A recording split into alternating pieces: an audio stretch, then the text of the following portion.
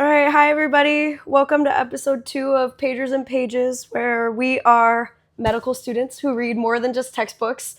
I'm Erin. And I'm Alondra. Yeah, so thanks for joining us. This is episode 2 of Haunting Adeline. Do you want to just jump right in? Yeah, sure. Let's do it. So today we're talking about chapters 11 through 20 for people who are reading along at home with us.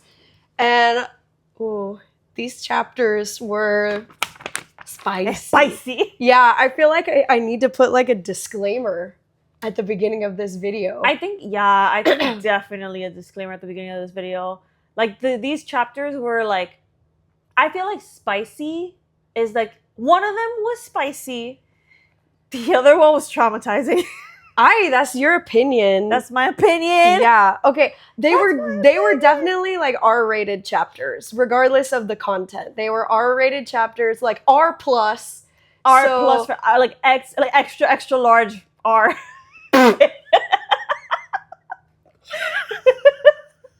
They were yeah. Extra large. Okay. Not on my bingo card for 2026 for sure. Oh gosh. And then I think my disclaimer is that we're filming this episode in January, and I get this awful laryngitis kind of funk every year where I always lose my voice, but the podcast must go on. Yes, it must. So I apologize for my wonky voice, or if you have to hear any weird throat noises when I drink my water to try and keep a voice. Yeah. But, and I just watched a show that Erin recommended, and already episode 3 I started crying, so I walked over here and I was sniffling, so you might hear some sniffles out of me. Can I give the show recommendation? Yes, it's called Maxton Hall, The World Between Us. It's on Prime Video. It's a German show, so it's a high school drama, but so much better. So if you're looking for a new show, there's 2 seasons out, and the 3rd season, I read that they have finished filming and that it should be released maybe the end of 2026, beginning of 2027. It's an amazing show. I was crying so many times throughout the show. It's great. That's such an oxymoron. I was crying throughout the entire day. Yeah, but that's the whole reason we convince other people to read books too, is that we're this book destroyed me. Yeah, the book girlies would definitely like this show. Yeah. But you know what's so funny? The show is originally in German. Yeah. And my roommate is German, and she can understand what's going on, but we have it dubbed because it's just easier to watch it dubbed. When you say dubbed, you're listening to them talk in English. Yes, I'm listening to them talk in English because I don't like this.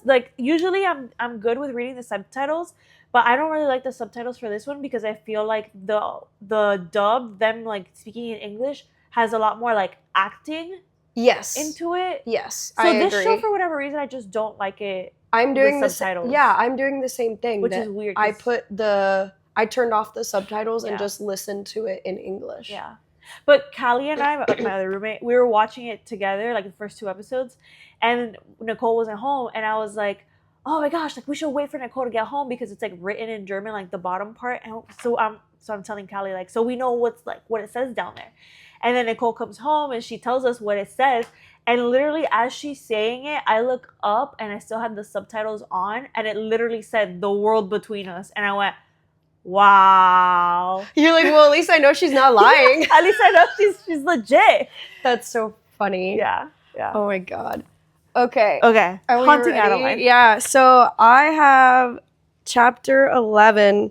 I feel also we realized after last time that we were doing a lot of just explaining what was in the book. Yeah. So I did better this time about taking notes so that I don't have to flip through and remember what I was going to say. I actually have notes written. So yeah, I joked. She showed me how much she wrote, and I was like, wow, I totally brought a knife to a gunfight. It's an entire thesis over there, and I'm over here papelitos with little notes. Oh my gosh. But my notes on my iPad, I have my little emojis and everything to help remind me what I was thinking when I was reading it. Yeah. So I have that we start chapter 11, and so on 146, page 146, She goes outside to confront her stalker. She goes outside to like scream at her stalker. And I was like, are you really gonna go outside and scream at him? Like, why on earth does feeling powerless make you rage at him? Yeah. Like, I don't get that. It's like she literally is like, yeah, she's like, is he like challenging me? Like, How dare he? yeah, she's like, the fuck? Like, you think I'm gonna back down from that? Yeah, she got issues. Yeah, I thought that was so weird.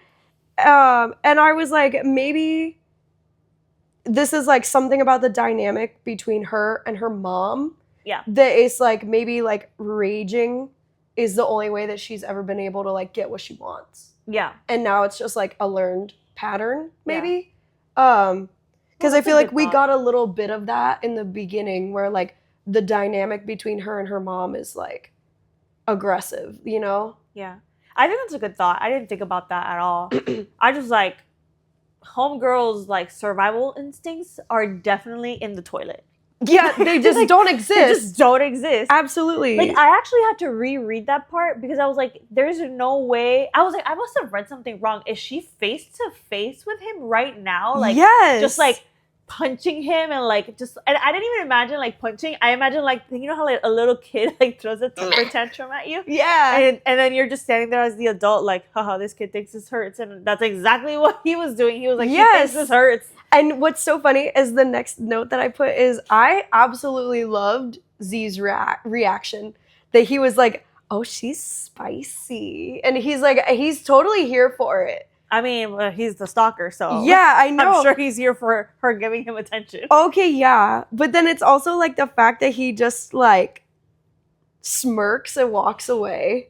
That was a power move. That was a power move. That was a power move. He knew exactly what he was doing. Yeah. Manipulating her. Yeah. And her little tantrum. Oh, for sure. He was like, he was what? like, he was like, oh, you're trying to get a reaction out of me. You're trying to get a rise out of me. Like, I don't think so. And he just basically smirks like, it's game on. Oh, yeah. And then walks away. Because also he's getting exactly what he wants. Yeah, he is. He's getting her to like... And so it started. Yeah, exactly. He's getting her to like engage with him in a way that he's like, oh, I know now she's going to be thinking about the fact that I just like smirked and walked away. And I'm like even more in her head than I already was. Yeah. Yeah. And that's what I said. I was like, he's got a different level of self-control that he gives her nothing. Like, he's definitely in this for the long con, and he isn't giving in to just her having a little temper tantrum. I mean, I don't know if I would say he has self-control, but okay. Yeah, for sure. That he, like, I mean, when you hear his thoughts and you know how badly that he wants to, like, engage with her, and then he, like, just walks away, like, he's definitely trying to keep control of the game. Oh, yeah. You know? He is trying to keep control of the game. Bo's already... Yeah. He's like, I'm a diva. Oh, already? My cat really likes to be the center of attention, and he's, like, trying real hard right now. He's, like, tapping me. It, like, tickles. Leave her hair alone. Just come cuddle with us. Or you can just sit there. I guess he's gonna sit there. Don't scratch my couch. Fucking drama queen. Bo the hoe.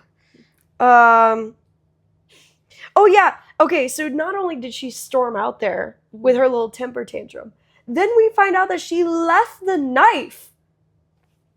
I mean, I wasn't surprised by that. I was. You were surprised? I was like, of course she left the knife. Okay, first of all, I wouldn't have charged out there. Of course not. But second of all, if I was going to charge out there, I wouldn't have left the only weapon that I have. And I would have bought a much stronger weapon. Than a knife. Yeah. I would have, I need something long distance. But then I was also thinking, like, okay, yeah, come on. Like, she left the knife. But I also think that kind of shows that she doesn't actually think of him as a physical threat. I don't think she actually believes that he's gonna hurt her. I think she knows he will hurt other people, but I don't know that she actually believes in that moment that her life is in danger. Like, I think she's more mad that she's getting sucked in to his game than actually believing that he wants to, like, kill her. I can see how it could go that way, but I interpreted it as she didn't want to hurt him. I interpreted that as she knows that she is, what's the word? Stupidly intrigued by this guy. Yeah, like, she definitely admits stalking it. her. Yeah, she definitely admits it. She's definitely like, she hasn't. She hasn't seen his face yet. No, not yet. She doesn't know that it's him yet. But she definitely, like, and she hates the fact that she knows that this is partly exciting for her. Yeah. And so she's fighting that. Yeah, she is. And we'll get to it. We'll get to more of that piece. Yeah. Yeah. I really think it's funny that she, like, she's so aware when she's narrating. Oh, yeah. That she's like, I'm stupid. People watch horror movies and would scream at me for doing this. Absolutely. And then she does it anyway. Yeah. And it's like, well, baby girl, why'd you tell us that? Yeah. Hi, bud. You coming to cuddle? Oh, do I get the cuddles this time? You're the chosen one. I am this time. Maybe. Okay. So then fast forward like a page or two to like 150. Is that still chapter 11? Yeah. Okay. Wait, I gotta see. Okay, I wrote down here like back and forth activity, bolder moves on Shadow's part. Oh, he tampered with the cameras. Yeah. Yeah. Which I was like, saw that coming from a mile away. Well, yeah, exactly. I was like, that's kind of cool that we learn that he is so good with footage that, like, you can't even really tell that it's edited footage. Yeah. Which is insane. Yeah. And then I think it's funny that he's like, she thought she was going to take her bedroom camera down. I'll just put my own. Like, what the fuck? He's like, oh, my sweet baby girl. You're so funny. Like, you think that that's going to make a difference. Toxic. Yeah. Oh, look, I wrote, this girl confronts Shadow, rolled eyes when she talked about his muscles. Yes, when she puts her hands on she's his like chest. hitting him and she's like, oh, he got muscles under here. Yeah. And I was reading it and I was like, you dumb bitch. What are you doing? Yeah. Talk Oh my about gosh. letting your hormones lead your life. No, for real. So like I like fast forwarded to page 150. I don't know how this translates to the Kindle, but these are like the paper pages. Mm-hmm. I just thought it was so funny that she says it feels like a game and I've always been a sore loser. And you're like, well, at that point, I feel like that was the actual moment where I was like, she's hooked. She's absolutely hooked. Yeah. Because now you know for sure that she views it as like a back and forth kind of thing. It's a game. And she's also like, I'm not going to let you fucking win. I mean, from the very get-go, like, this is not a person that's taking a stalker situation seriously. Like, she's just not. Yeah. She doesn't take this, like, him stalking her seriously. I feel like if she did, she would not be living alone. That's why I say I feel like she doesn't believe that her life is in danger. I think that she knows it is, though. I think that she knows that it is, but I think really what it is that she likes the danger. Mm-hmm. So I don't think it's that she perceives that she's safe. I think she perceives she's in danger and she just gets off on it. Yeah, that's fair. And boy, does this girl have a picker. Because she, out of all the guys in that club that she danced with in like the 1 through 10 chapters, she picked the one dude that was like a woman killer, basically. Yeah, basically an abuser. An abuser, yeah. But I like that now we know, like, we get that she is the one who calls herself a master manipulator. Yeah. Because we had talked about that last episode of like, well, why why is she the manipulator? Yeah. Because I would have guessed from the beginning of the way that their interactions were that he was the manipulator. But she talks about how like she manipulates people's emotions with her words when they read my books. Mm-hmm. So I liked that. And I thought that this is maybe giving us some sort of insight into like her dynamic with Z. Like, is she going to end up holding some sort of power over him and manipulating him because of how she like uses her words to manipulate his emotions? You know, like maybe she realizes at some point, maybe he becomes really like emotionally invested and she can twist that to her advantage. Yeah, I definitely think that like, well, one, she just called herself a master manipulator. Baby girl, you gotta back that up now. Because if not, you just look lame. Because you're just like this thing's like happening to you. And it's like, if I'm gonna believe that this is actually a cat and mouse game, that both parties fully are into it and want to engage in this, then I need to see some actual like 3D chess moves happening. Yeah. Because right now, a little bit of a spoiler alert, I am not having it. I think it's one of those like walk the walk kind of thing. Yeah. After you've talked the talk, because she might be able to do that in her books, but I feel like it's very different when you have the time to like sit down, write out, plan out, strategize a book. Yeah. Versus like on in the the moment, like impromptu. Yeah. Exactly. So I don't know. We'll see like if she actually ends up living up to that. But I thought that was like interesting that now we actually know where it came from. Yeah. That she dubbed that title herself. Yeah. Yeah.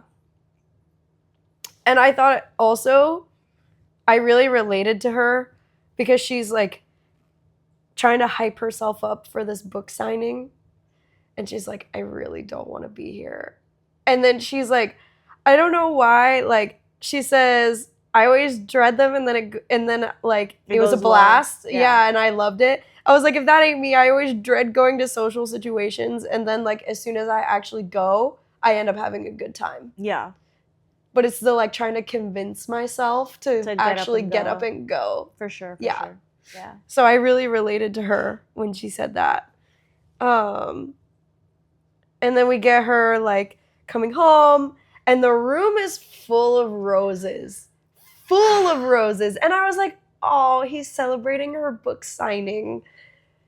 Yeah. What? I literally was Are like, you kidding me? I was like, LOL, he went all out celebrating her book signing. I cannot believe you right now. Are you serious? Yeah, I mean, okay, obviously, if that happened to me, I would be freaked out.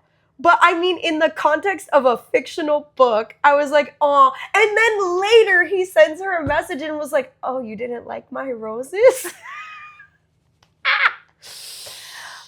It's crazy how like we could read the same book and just have completely different like just completely different outlooks. Because I saw that and I literally was like, that's creepy. I was like, Jeepers Creepers. Like, no freaking way. I thought, you see, to me, I was like, this is psychological torture. Because it's not only can I get into your house and like be undetected and lock your door like while you're in there and then relock it when I exit, but I also have enough means, time on my hands and the will to flood your entire house with red roses. Okay, yeah, in the real world. But in a fictional book, he was celebrating her book signing. I feel like we're gonna have some very like, I think I'm also taking this book not seriously. Oh yeah, you're having fun with it. I am having fun with it. Okay. Yeah. That's okay. Yeah. Okay, yeah. So exactly. So I was like, oh, he was just like giving her, yeah. I got goosebumps when I read that part. I was like, oh, no. And I actually really related to the fact that she was like, I can't put my friend in danger. So like this whole time, like I don't make the same level of poor decisions that she does. But of the people in our friend group, I am the one to make the decisions that people are like, why would you do that? So when she was like, I mean, I would stay home, and then her friend is like, well, I'm going to stay with you. When Daya's like, oh, I'll stay with you. And then she's like, I can't endanger my friend like that. So she decides to go stay at Daya's apartment. I was like, I get that. I actually fully relate to that.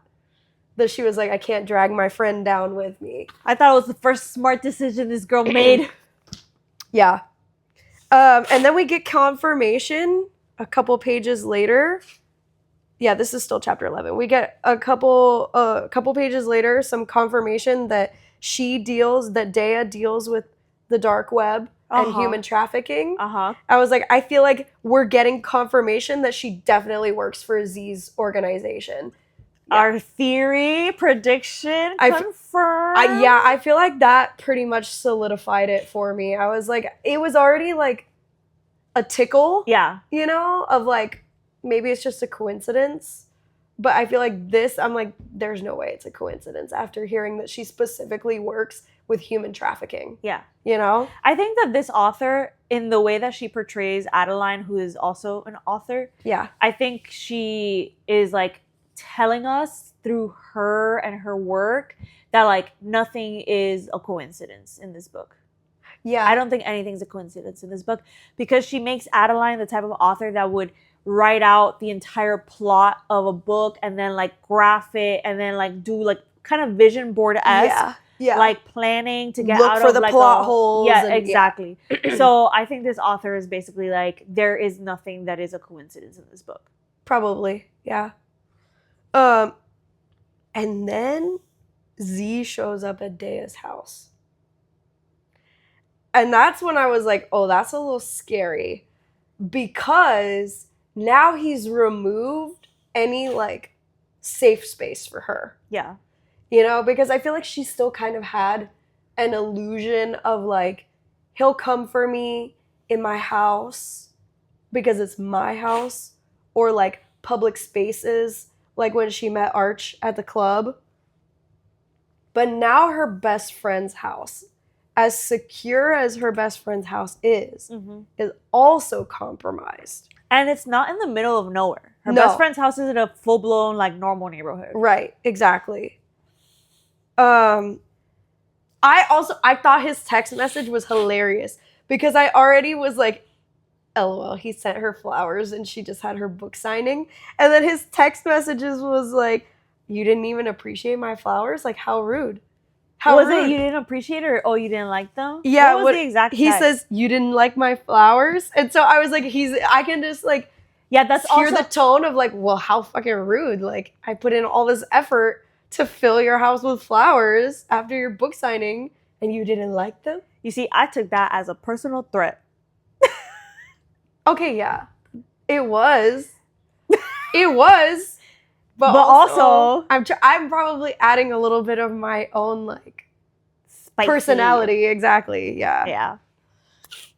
And then the chapter ends with Gigi's journal entry. And I feel like there's too many parallels. Yes, there's too many parallels. Hot take. I'm also over Gigi's like notes.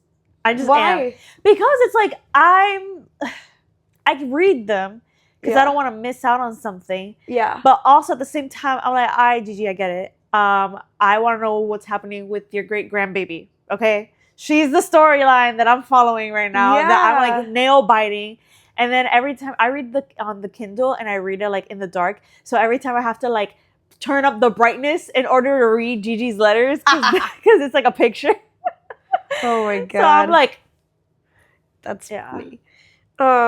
Many parallels. Yes. And I just feel like how you were just saying that I feel like this author doesn't do anything accidentally. Doesn't. I said, I feel like there's too many parallels now for it to be a coincidence. Yeah. I said, it's got to be that Addie is like reliving the stalker experience Yeah. in order to solve her murder. Oh, Like, I think Gigi, interesting. I think the ghosts that are haunting the house, including Gigi, are pulling the strings to get her to solve the murder. Oh yeah, for sure. For sure. In this like chunk of chapters, we get our very first like confirmed Yeah. paranormal activity, which I am actually like super excited about because I was like, okay, it's called Haunting Adeline, and I get that he's a stalker, but when are we gonna see ghosts? You know, I was waiting for that. Yeah. Yeah. So yeah. And oh yeah, because I also said that she writes in her note that her stalker disappeared for a little while and then came back like all beat up. And I was like, maybe he does some sort of like vigilante work like Z. This was early on. Yeah. Before like we learned some stuff later about him that makes me think maybe not. Yeah. But yeah, I definitely think that we're getting too many parallels for it to be a coincidence. I agree, yeah. That was all I had for chapter 11. Okay. That's good. Did you have anything else for chapter 11? I think I sprinkled in my thoughts Okay. throughout. Yeah. Cool. What did you have for chapter 12? Let's see. I wrote, this was Shadow's chapter. Yeah. I gotta be honest though, his chapters are far more entertaining than her chapters. I love his chapters. In my opinion. Because I feel like my thing is, I live to understand the like gray male characters. I love to get their insight because it makes them so much less gray for me. Yeah. It really does. Okay. I see that. For me, it's more so like I'm annoyed at Adeline because she's so like wishy-washy and back and forth. She's like, oh my God, am I scared? Oh my God, am I into this? And like in these earlier chapters, it's like not as pronounced, but like as things progress and stuff happens, I'm like, girl, you're obviously into this, and I'm gonna need you to like I'm gonna need you to get your internal monologue together, because as of right now, like, you know, this book has definitely earned its trigger warnings. Yeah. So I'm annoyed with Adeline because I'm like, get your stuff together. She's giving you whiplash. Yeah, she's giving me whiplash. And I'm like, get your stuff together so that I can enjoy this fictional story, because right now I'm not enjoying it. You're like, you need to be on board so that I can be on board. Yeah,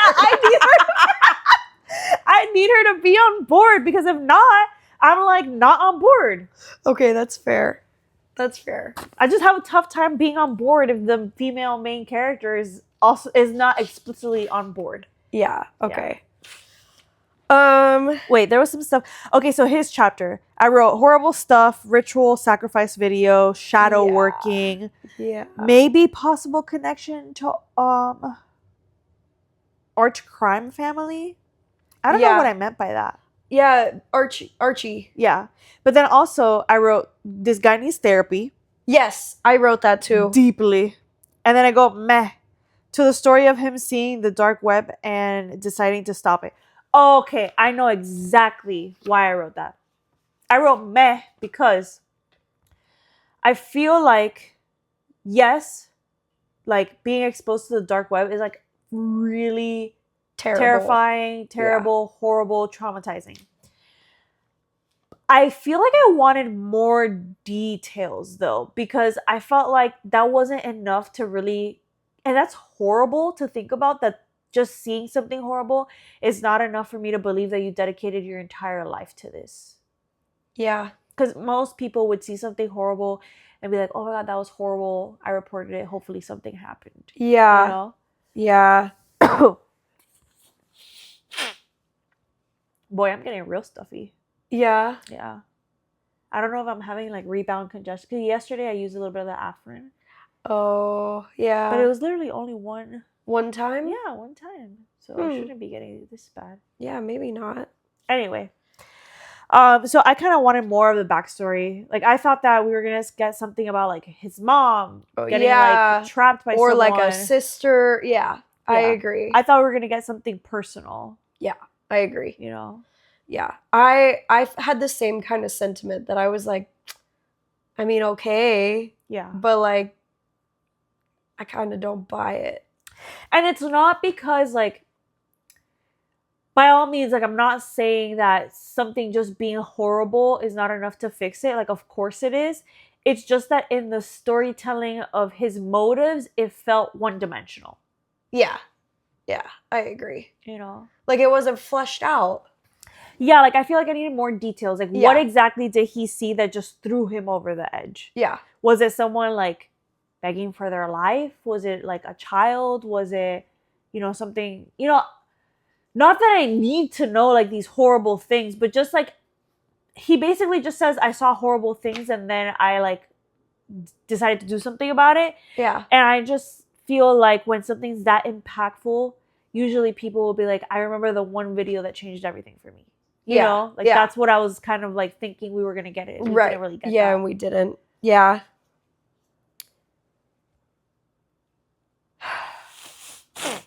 And that's basically it for chapter 12. Yeah. Yeah, the teenage sacrifice thing was really sickening. Yeah. Yes. I said I think this one was tough for me because we as med students know anatomy super intimately.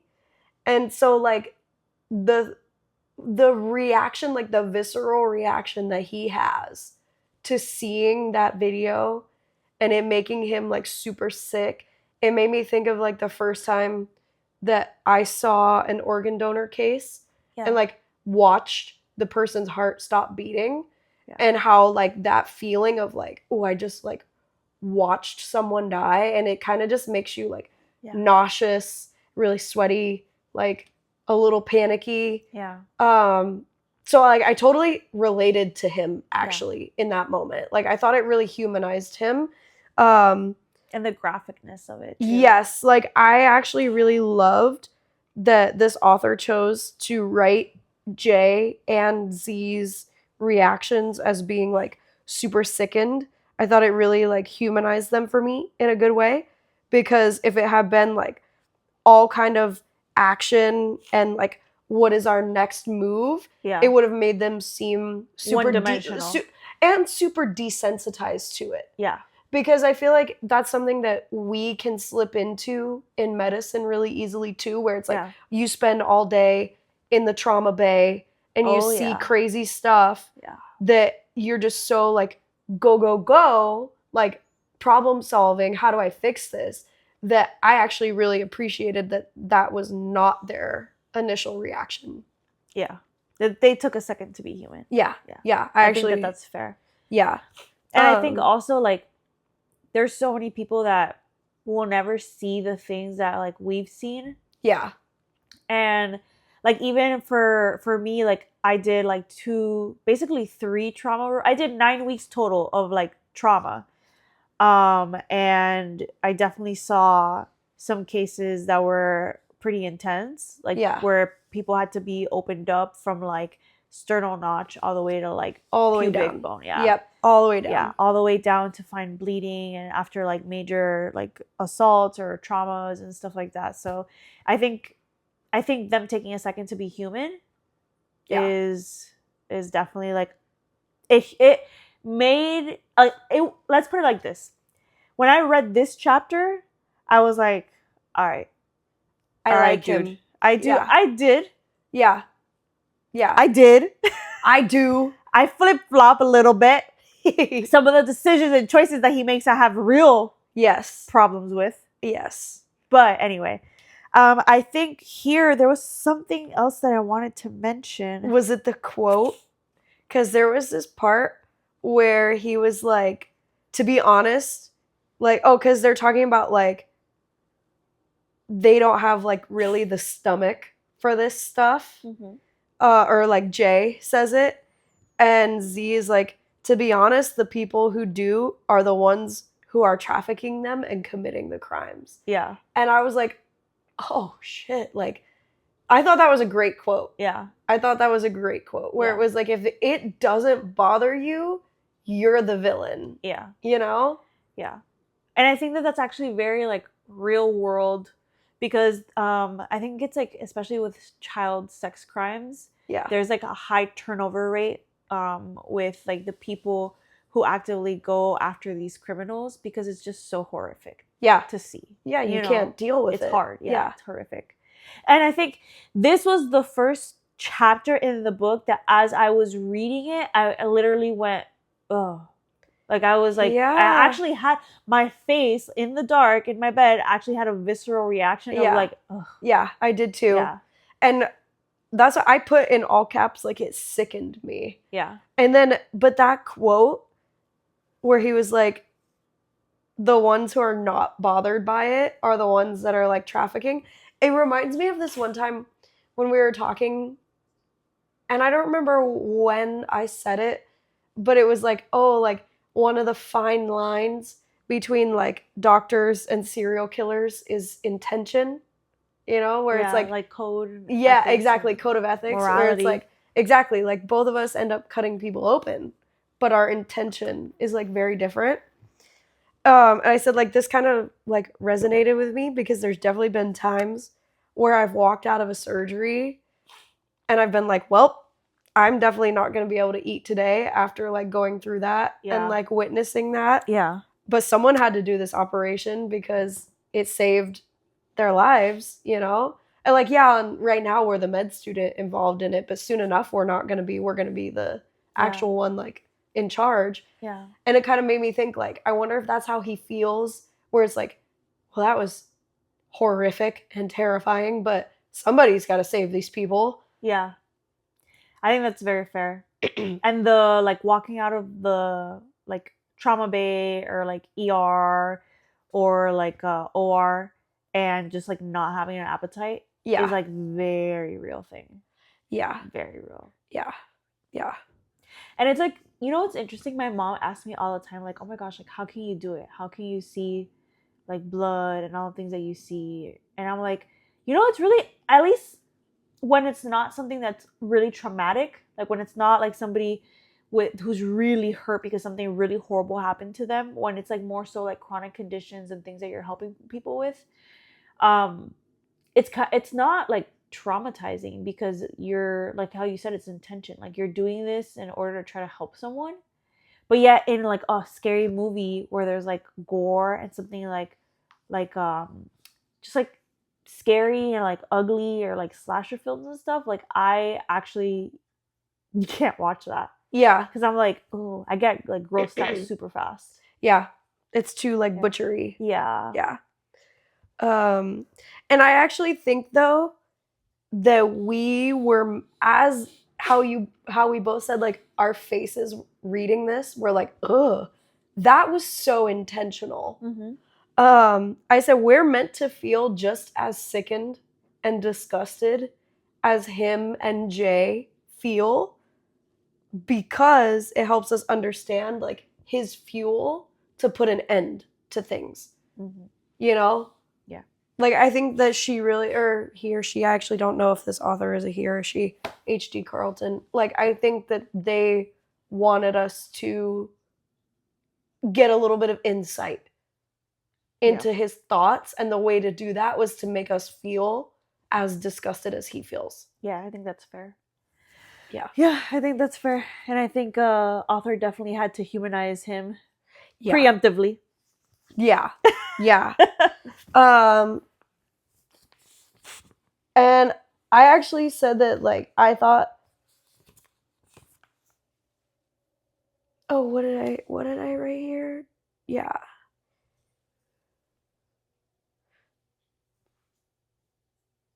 I said, I want to know what Alondra thinks about him being like, I tried to forget her, but the more that I learned about her, the less I could forget. Talking about Adeline? Yeah. Where it was like, he acknowledged, like, oh, I shouldn't be stalking this girl. Yeah. But then he, like, admits that he slipped. Like, the more that he learned about her, the less that he was able to give it up. Yeah. Honestly, I was just kind of like, because you didn't want to. Yeah. You know? Like, you're a grown man that does something super, like, the amount of discipline that you need to have to acquire enough funds in a different job to then do this job that you're passionate about is, like, enormous. Like the amount of discipline you need to have. So for me, I read that and I was like, I rolled my eyes because I was like, yeah, because you didn't want to. Because if you really had like the thought of like I shouldn't be like stalking this girl, I shouldn't learn more about her, then when you saw her in the bookstore, you would have walked away, but you didn't want to. Yeah. That's why you didn't do it. Yeah. So okay. I didn't write any like thoughts about it. I just wrote that I wanted to know your thoughts. And then like to end this chapter, I kind of was like, wow, I feel like this chapter was so sad to me because I thought we got a lot of insight into his psyche. mm-hmm. And I, at this point, was like, he's not a bad dude. I was like, I think he has a tendency to take what happens to to the victims really personally. Yeah. But he recognizes that he's no good to them if he lets it destroy him. And I actually really relate to that. Yeah. Because like there's definitely been times where like in the moment we're dealing with like something really rough with a patient. And it's like you want to run away or cry or like hurl your guts up. But then you remember that that person needs your help and nothing will get better. So you have to push aside everything that you're feeling about the situation to be able to be the one to help. And then there's like always a moment where it catches up to you eventually. Uh-huh. And then you get like sickened reliving it. And that can kind of be debilitating or like stoke up kind of fear in your day to day that it makes you want to cling to the people in your life and like wrap them in bubble wrap. Yeah. Like I know there's definitely been things that I've seen come through the trauma bay. And I'm like for example, anytime now my dad gets on a ladder, I almost have a panic attack because of things that I've seen happen to people from falling off of ladders. Yeah. You know? Yeah. So I thought it was so crazy that this insight into his mindset is like totally different than if we only had Addie's viewpoint. Yeah, for sure. Like For sure. I feel like this chapter, I fully related to him. Yeah, I think you're right. In this chapter when I was reading it, I was like, okay. I had the inclination of like he's not a bad guy. Yeah. Which we knew already from like the previous chapters, but this chapter was extra like, okay, there's like more to him. He's like more three-dimensional than previously thought. Yeah. Yeah. Did you have anything else for chapter 12? No, I don't. All right, I think we're about to get into some of the rough ones. Not yet. Not yet? Oh, No, okay. That's like chapter 16, I think. Okay, gotcha. Chapter 13, I wrote, finally, actual haunting happening.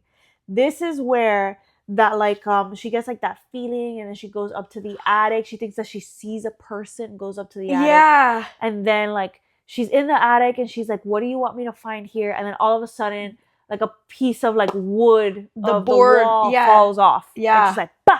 I love that she's like, oh, you really want me to stick my hand in there? Yes. I died laughing at that part because I was like, I would have thought the same thing. Yes. I'd have been like, really? You couldn't have just like laid it on the floor for me? You want me to stick my hand in this gross hole in the wall?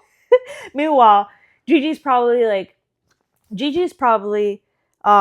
watching her like, girl, how much energy do you think we get as a ghost? Yep. I'm doing the best I can right now. Okay. How did the papers get in the wall? How did the papers get in the wall? Yeah, because the board open, like falls off the wall, and she like sticks her hand in there and finds the missing paper from Gigi's journal, and then another note that we don't know who wrote the other note. I can only imagine that the killer put it in there. You think it was the killer? Interesting. Yeah. That's not who I thought it was. I thought it was Nana, Gigi's daughter. Oh, that's a good one. I thought it was Nana. But why would Nana put it in the wall? Who is she protecting? So I said, we know the one note is from Gigi's diary. Yeah. And then it's like, who wrote the other one? I'm thinking it was Nana because who else would have gone in the attic and hidden the papers there? You're right. And Nana was maybe involved in the murder, and that was why she was so obsessed with staying in the house. You think Nana was involved with the murder? I was like, I wonder if it was the husband, John, Uh-huh. and somehow Nana knows that it was And she was trying to protect her dad? either protect him or actually protect, The memory of her mom? or somehow because like in the notes, Gigi talks all the time about wanting Serafina, Nana, Uh-huh. to meet Ronaldo Uh-huh. and like them be a happy little family. What if she actually did? And she figured that people would assume it was Ronaldo and hid the notes And then hid the to diaries? protect him. Yeah. To protect him. Oh. So that he didn't get accused of the murder. Oh. I think that's a good one. I didn't think about that at all, actually. Yeah. I think it was Nana that hid the papers. I didn't think about that at all. It makes sense because she spent all that time up in the attic. And like obsessed with the house. Yeah. So it's like, why? Maybe she was waiting for Ronaldo to come back. Yeah. Like maybe she actually wanted like that family with To him meet the too. man? Yeah. Yeah. I don't know. Yeah, I don't know. Or maybe she read her mom's diaries Perspective. and then like wanted to meet him and thought if they stayed in the house, maybe he would come back or something. Maybe. Yeah. That's a good one. Yeah. That's a really good one. Yeah. Wow, that's a really good one. Thanks. I don't know if I'm right, That but took me by surprise, for sure. yeah. Canon. Okay, and then we get the page that was ripped out of Gigi's journal. Yeah. And it says, I have to be quick. He said he's on his way and I'm terrified. If I run, he'll catch me. So I'm writing this note down in hopes someone will find it. If something happens to me, John, and it stops there. Yeah. And the way that this comma structure is written, where it's like, if something happens to me, comma, John, comma, it was, and it ends there, Yeah. you could interpret this two ways. Yeah, you really can. You could interpret it as, first, she's talking to John Yeah. and is like, John, if something happens to me, this is who it was. Yeah. And she gets cut off. Yeah. Or she was trying to say, if something happens to me, John, it was him. Yeah. Like, it was John. Yeah. Either or. Either yeah. or. It works with either or. It does That's work. exactly what I thought when I was reading it. Yep. I was like, and I think I put my hands up. What did I write? I wrote something like, I like threw my hands in the air and I was like, well, this tells me nothing. Because Yeah. it could have been interpreted both ways. Exactly. It I was tells like, us oh. nothing. It tells us nothing. In the grand game of clue. Oh, I wrote bruh. Bruh. We need to insert the bruh I audio. wrote bruh, roll my eyes. That's Because literally what I wrote. I thought it was going to be so much more helpful. I know, and it wasn't. And it wasn't. But you know what? I don't know if it's in this one or later on. I feel like sometimes we discuss this best when we like jump around sometimes. But like, Yeah. I feel like later when we find out that one, Ronaldo was like probably like in with the mob or something. Yeah. Or like John might have some weird ties with his gambling debts. Yeah. I don't think it was there's also the third option that it might have not been either of them, and who it might have been was somebody trying to get retaliation against them. Because she's important Yeah. to them. Yeah. So that's my other thing. Like it could have been Yep. somebody from the mob Yep. targeting her. And that's interesting. That's a really good thought. I didn't think about that. Because now we know, this is, again, jumping around a little bit, but now we know that, what's his name, Max? Yeah. Is like pissed. Oh yeah. And he believes that Addie is the reason that Archie's dead. So, Not the perpetrator, but the storm was there. Exactly. And so I think that if we're going with the idea that Addie is being forced to like live this situation to solve Gigi's murder, It's going down the same parallel. it is going down the same parallel. Which gives credit to the idea that Gigi was murdered by somebody in the mob Yeah. for retaliation purposes. Yeah. Because Yeah. Let's keep going because I want to jump to like the next theories that I have, but I feel like it's better if we like recap it at the end. Yeah, okay, that's fair. But yeah, I definitely there was the other note that it said I did what I was told to do because if I didn't, I know I would be next. Yeah. So this is my confession. I helped him cover up her murder. I'm so sorry. I think that that's Nana. I really think that other note was Nana. Yeah. And then it was like whatever happened with the murder is what made her so obsessed with staying in the house. Yeah. Poor Nana. Yeah, exactly. I think you're right about that one. I didn't even think about that. And then we just get all this texting heat between. Wait, before we jump there, I just gotta say, I wrote something here. I wrote, she says there's something dark in the attic. And I said, that's definitely not Great Granny then. And I wrote, what else is up there? The soul of her real killer? And of course, the discovery is nothing.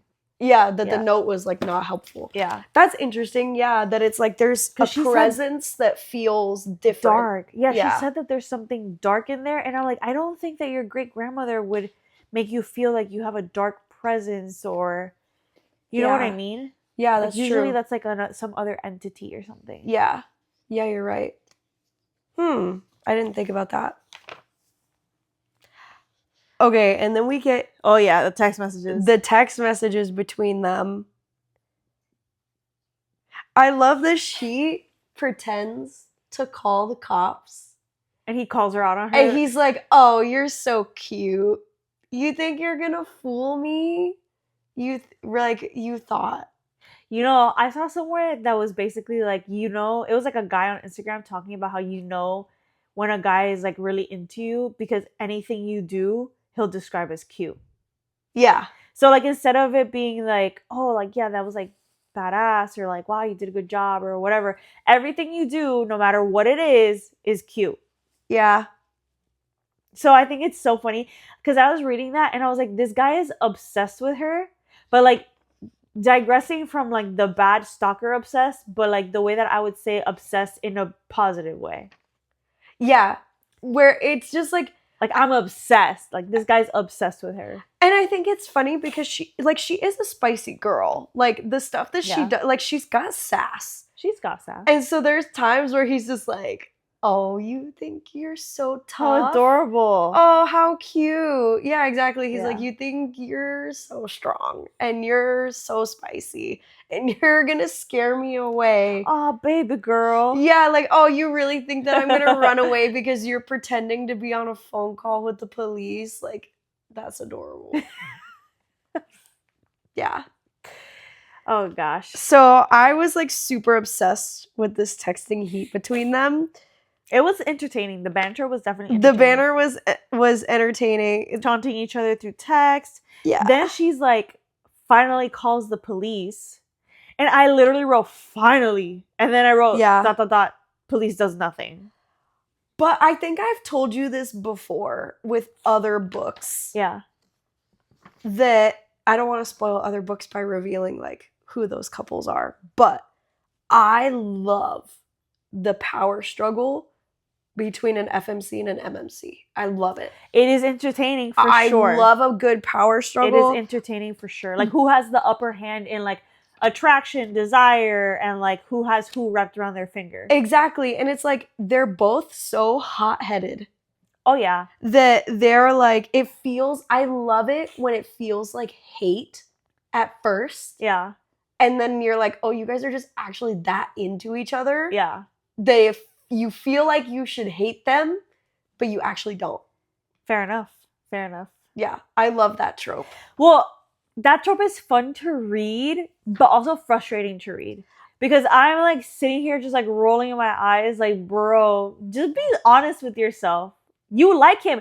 The fact that she gets disappointed when the police leave, I was like, I don't know if I said this before, but she needs therapy. Yeah. Ongoing theme here. But I straight up was like, when she basically is like, disappointed that he left because the police got there. I was like, well, then why'd you call the cops? Exactly. I literally thought that to myself. Like, why are you calling the cops then if you're going to be disappointed later? Yeah. Know what you want. Go after that. Yeah. Yeah. Motivations of life. But I feel like this back and forth, I was so into it. Yeah, the back and forth was fun. Yeah. And I did enjoy reading it. Yeah. Yeah. And then I love that Dea calls him a little dick prick.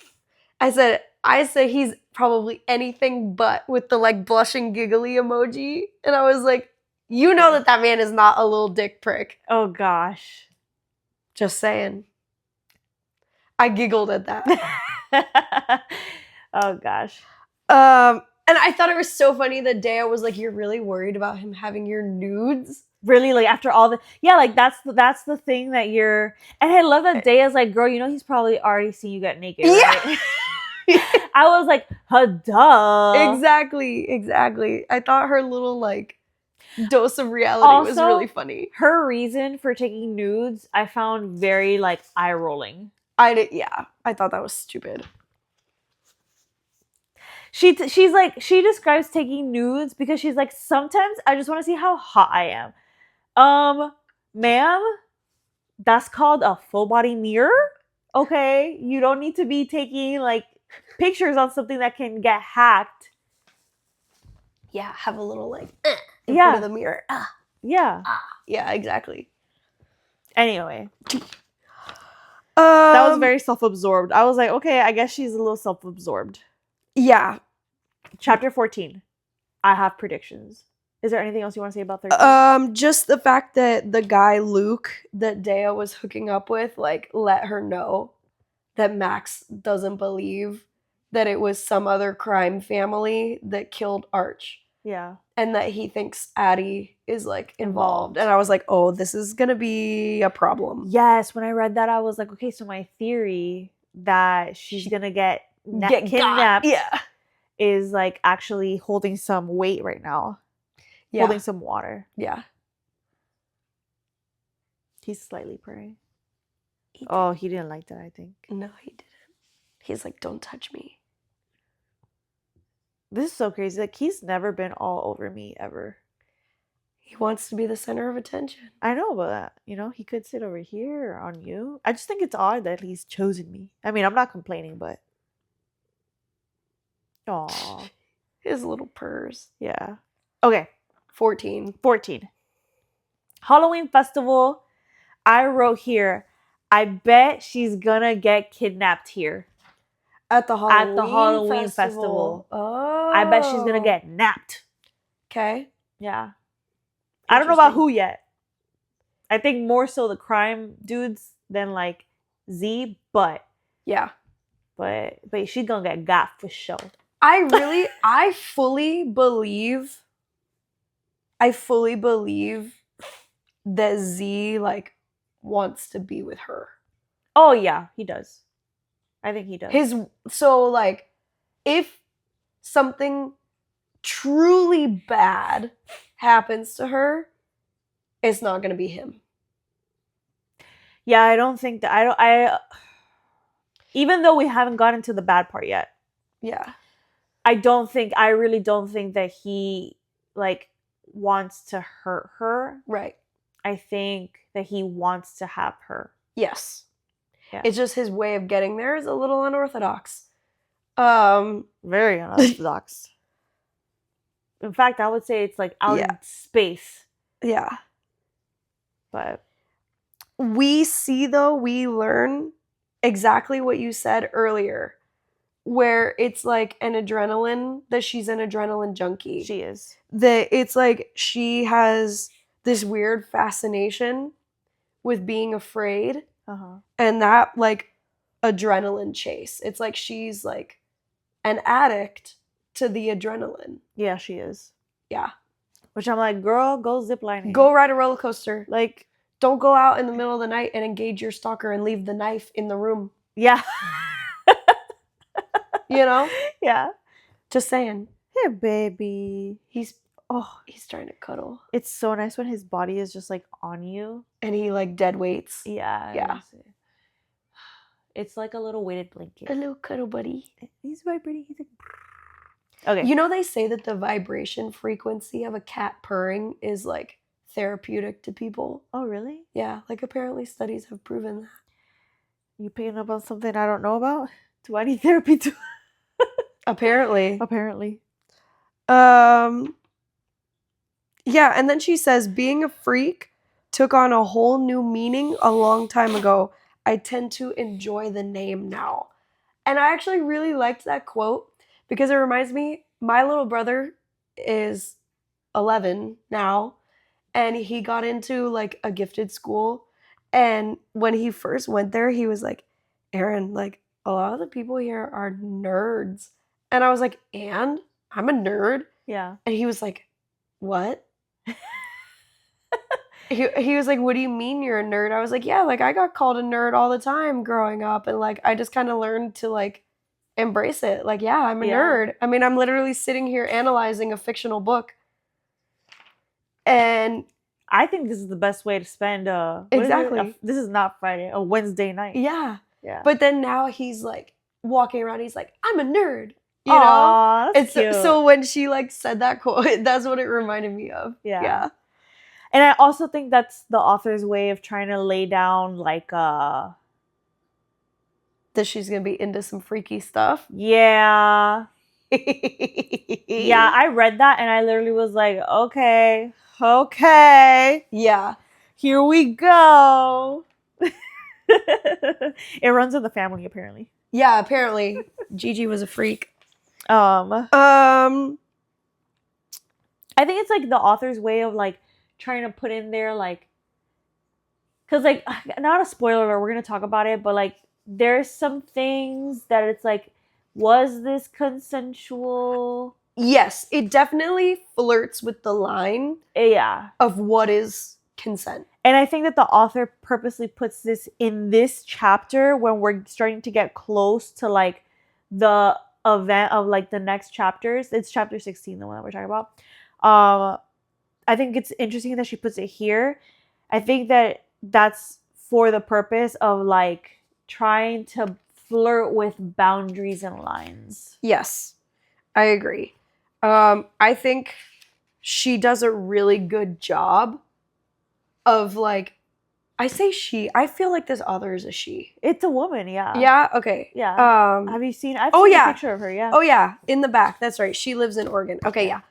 That's I knew it. I was just doubting myself. Yeah. She does a really good job of making it where I can read what happens and I could look at it both ways, where I could say that was consensual. And I can also look at it and say that was not consensual. Yeah. She does a very good job of making me question that line. Yeah. You know? Which is like interesting as a reader, but also a little terrifying as a woman. Yeah. I think that that's a great way of putting it. Yeah. But even as a reader, I'm still kind of like, I think Aaron and I are going to have the opinion where we're two halves of the same coin. Let's put it like that. That's my prediction for us. That's fair. Because, so my thing is, the reason that I'm like, you could land on the side of this is consensual is the way that she's texting him. The antagonizing. The antagonizing. When we know that he followed through on cutting off the hands and bringing them to her porch.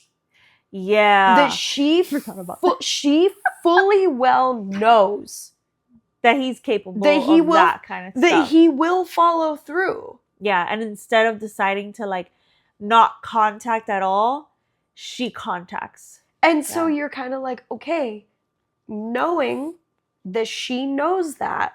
Yeah. Is her choosing to engage an unwritten form of consent. Right? It makes you question it. It makes you question it in the book, in a court of law. I don't think there's any question. Okay, fair, but this is fiction. Okay, but I'm just saying, devil's Yeah. advocate. I'm just saying. Yes, it's just knowing. Because if you were to put her on, If she hadn't texted him, nothing of the following chapters would have happened. I agree. Nothing of the following chapters would have happened. Exactly. I agree. Which I also feel kind of like, what's the word? Conflicted about saying that. Because I feel like you could look at this as like possible victim. And I don't want to say that like the victim brought it on themselves. I know. That's so it's like we're looking at this and we're like, oh, this is shaky ground, guys. This is shaky ground. I felt the exact same way when I was reading this and I was writing my notes. I was like, am I really about to write that she brought this on herself? I kind of am. Because this is totally different than just like wearing a cute outfit and going out to a club and then like something horrible happens. This is you fully engage the enemy, knowing what would happen. The man that you claim you think is gonna kill you. Yeah. You know what it is? I don't like that this book is making me like question a woman's decisions. That's really what it is. I don't like that this book is making me question the decisions of a woman. Yeah. In this way. Okay, because I think the thing is too, when you're reading this like texting banter, and he's like, well, come find me. And you're like, oh shit, is she gonna go find him? Like, I'm definitely reading it and I'm like, I kind of want her to go find him. I'm like biting my nails to see what happens next. Okay, but here's the thing. Wait, was that texting banter? That was chapter 15, no, right? this is still 14. This is still 14 of texting banter? This is still 14. Yeah, where he's like, I'm so close, I can smell you. And then he's like, come find me. I also thought it was fucking hilarious that she was like, I will go look for him anywhere but the attic. I know, right? That cracked me up. Wait, but did she actually go find him? She says, I'm calling the police. And then she actually calls the police, no? No. I'm confused. Because he's like, do you remember what I said last time? And then she's like, here I come, asshole. So she goes looking. Is he in the house? Yeah. Oh, okay. So I think I'm scrunching chapters together. Yeah, I'm scrunching chapters together. Okay. Because she is like, I'm going to go look for him. And then she's like, but not in the attic. Not the attic, of all places.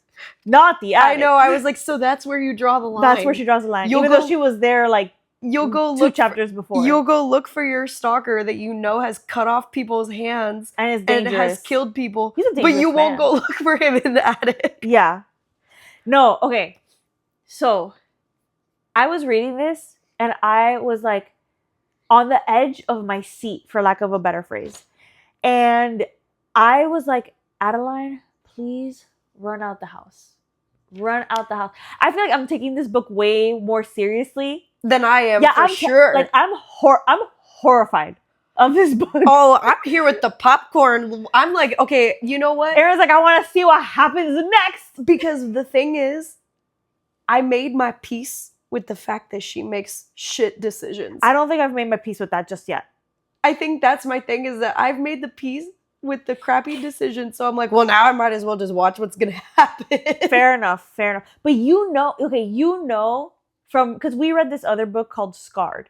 And from me reading that book, like it takes me a while to be okay with the somewhat morally gray male character. I feel like the safety of women in books, like when I'm reading, obviously safety of women in general, but the safety of women in books, like when I'm reading, I find it hard to enjoy a book when I'm like, oh my God, something bad's gonna happen to you. Like and I keep reading obviously, but I'm like, you need to be smart. I feel like the older sister in me comes out. Oh, where I'm like, you need to be smart. You need to not make bad decisions and like get your act together. So for me, it takes a minute for me to actually like hop on board these like dark romances because I find them to be very terrifying. Okay, that's interesting. And I think part of it makes me wonder, I don't know, how real do you want to get with this conversation? Because to me, part of it is similar to like how some people feel fully safe, like role playing in like the bedroom with their partner. And some people absolutely don't feel safe with that. Yeah. And like, I know that's probably not a turn that you were expecting me to take this conversation, but I feel like when I read, I have the trust that it is like a safe space to explore something that is like a topic that if some random person were like, It's yeah. let me do Like these things taboo, to you, yeah. I would be like, or talk about these things with you, I'd be like, absolutely not. But like the same trust that I have like with my partner to like potentially explore things in a safe way, I feel like I trust books to let me explore heated topics safely. Okay. I think that that's nice. Yeah. I like that sentiment. So I feel like like that train of thought. I feel like it makes me able to like remove myself from the picture. Because in the real world, if this was going on to me, to like To with me, anyone, you know that I would be freaking out. Oh yeah. This apartment would be like throwing knives, like ready at the ready. Yeah, all of my weapons would be everywhere. Out. Freaking mace, not the kind you spray, the kind that you pick up and throw.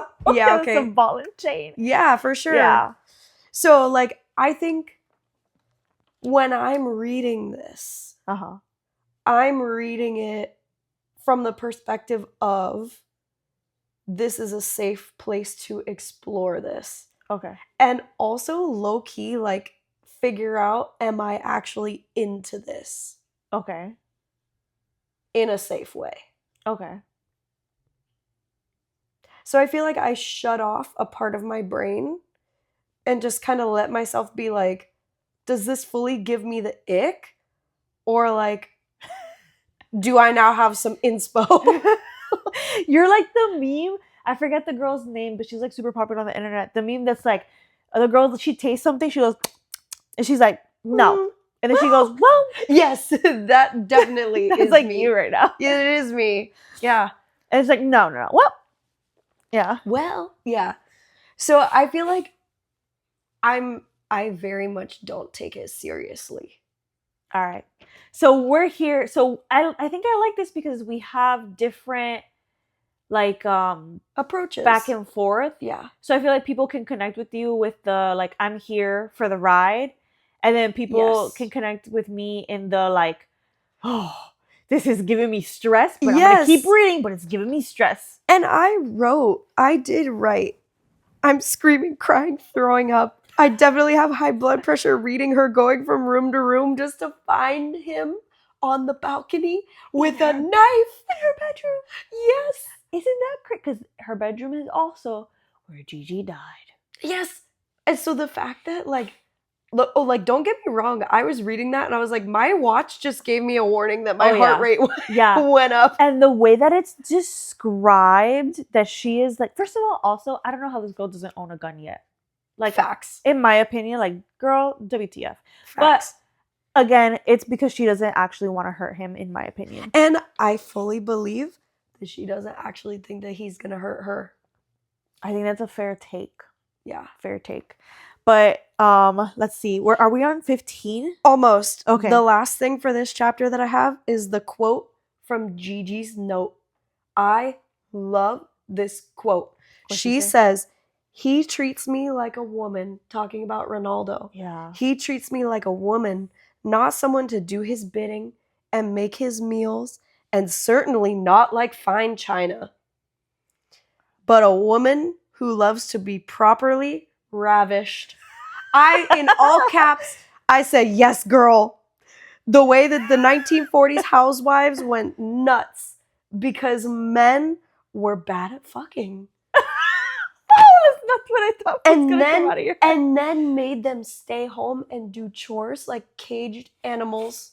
That's true. There was like there was the hysteria, and You know the I way think that that's when vibrators came to be a thing, and women. it was would, before that. It was like Well, the but late I- 1800s. I think that women. There was like something like an antique thing that I saw, and it was like a poster where women were going to doctors to get treatment for hysteria, And they just needed a good orgasm. and that's what it was. Because you know how if her husband worshipped her and was really good at sex, that she would be like, I will cook you any meal you want. I will stay home. You will have the most clean house on the planet. She just needed to be thrown around a little bit. Oh gosh, She didn't need to be treated like fine china, and I fully related to her. go Gigi, go. Exactly. Go Gigi, go. I love that quote from her note. I just had to make sure that I talked about that before my we moved gosh. on to chapter 15. Wait, before we move on to chapter 15, I just gotta say, when Adeline was like going to find him, I literally wrote, really? Question mark, exclamation point. You go to find him? And I straight up put in parentheses, rolls eyes in Spanish. What? Yes, I literally rolled my eyes because That's different than English rolling your yes, eyes? because when I rolled my eyes, and in that moment, I literally went like, mija, like, are you freaking crazy? But I said it in Spanish in my head. I'm like, tú estás loca. Tú estás loca. Like, what are you doing? And then this like 6 foot tall, like muscular dude. And I think she starts describing him as beautiful. Or maybe that's the That might next be, chapter. I think that's the next chapter. Yes. That's the chapter 15. She starts describing him as beautiful. And I write, of course she describes him as beautiful. Of course. Yeah. So I have chapter 15. I don't have as many notes. Because you were just reading. I was like, oh, I love that she called him Kitty Cat. That was funny. That was so funny. And I loved that. That was so funny. I loved that nickname. I loved it. And then she describes him as devastating. And I'm picturing him in my head. And in my head, he is devastating. The mismatched eyes, the muscles, the height. Yeah. He's devastating. For The sure. jawline. Oh, the jawline. I had to remind her. Oh, not the jawline. No, in my mind, honestly, full honest mode, in my mind, I picture him as scary. And he has a deep voice. Like I picture him as like attractive but scary attractive. Yeah, that's fair. The kind of attractive that you're like, ooh, indecent thoughts. Yeah, but you're like, okay, this man could definitely hurt me if he wanted to. You know? Yeah. I 'Cause, mean, like- yeah, he's scary. Yeah, exactly. He's a scary man. But it's like a intriguing level of attractive, you know? It's like the kind of scary that you can't look away and Yes. you're like, oh, I'm really scared that I like this guy. And then we hear him speak. Mm-hmm. And his voice is so deep. And she's like, oh. She goes, indecent thoughts. Indecent thoughts. She had indecent thoughts in that moment. Forget about her life. Who cares about her life? Exactly. Yeah. That's so funny that you remember the jawline because the next thing I wrote in all caps was love me a good jawline. Yeah, I do love a good jawline. It's true. Girl. And then they play the hide and seek. Okay. This was crazy. Okay. Up until this point, I think like all of chapter 15, I was here for the plot. All of chapter 15, I was like, oh my God, what's going to happen next? Yeah. It was like exciting, Yeah. right? Yeah. So they play hide and seek, and I think he tells her that like basically if he can't find her in 5 minutes, he'll leave. Yeah. Yeah. And I was like, bet, baby girl. You know how I thought this was gonna go?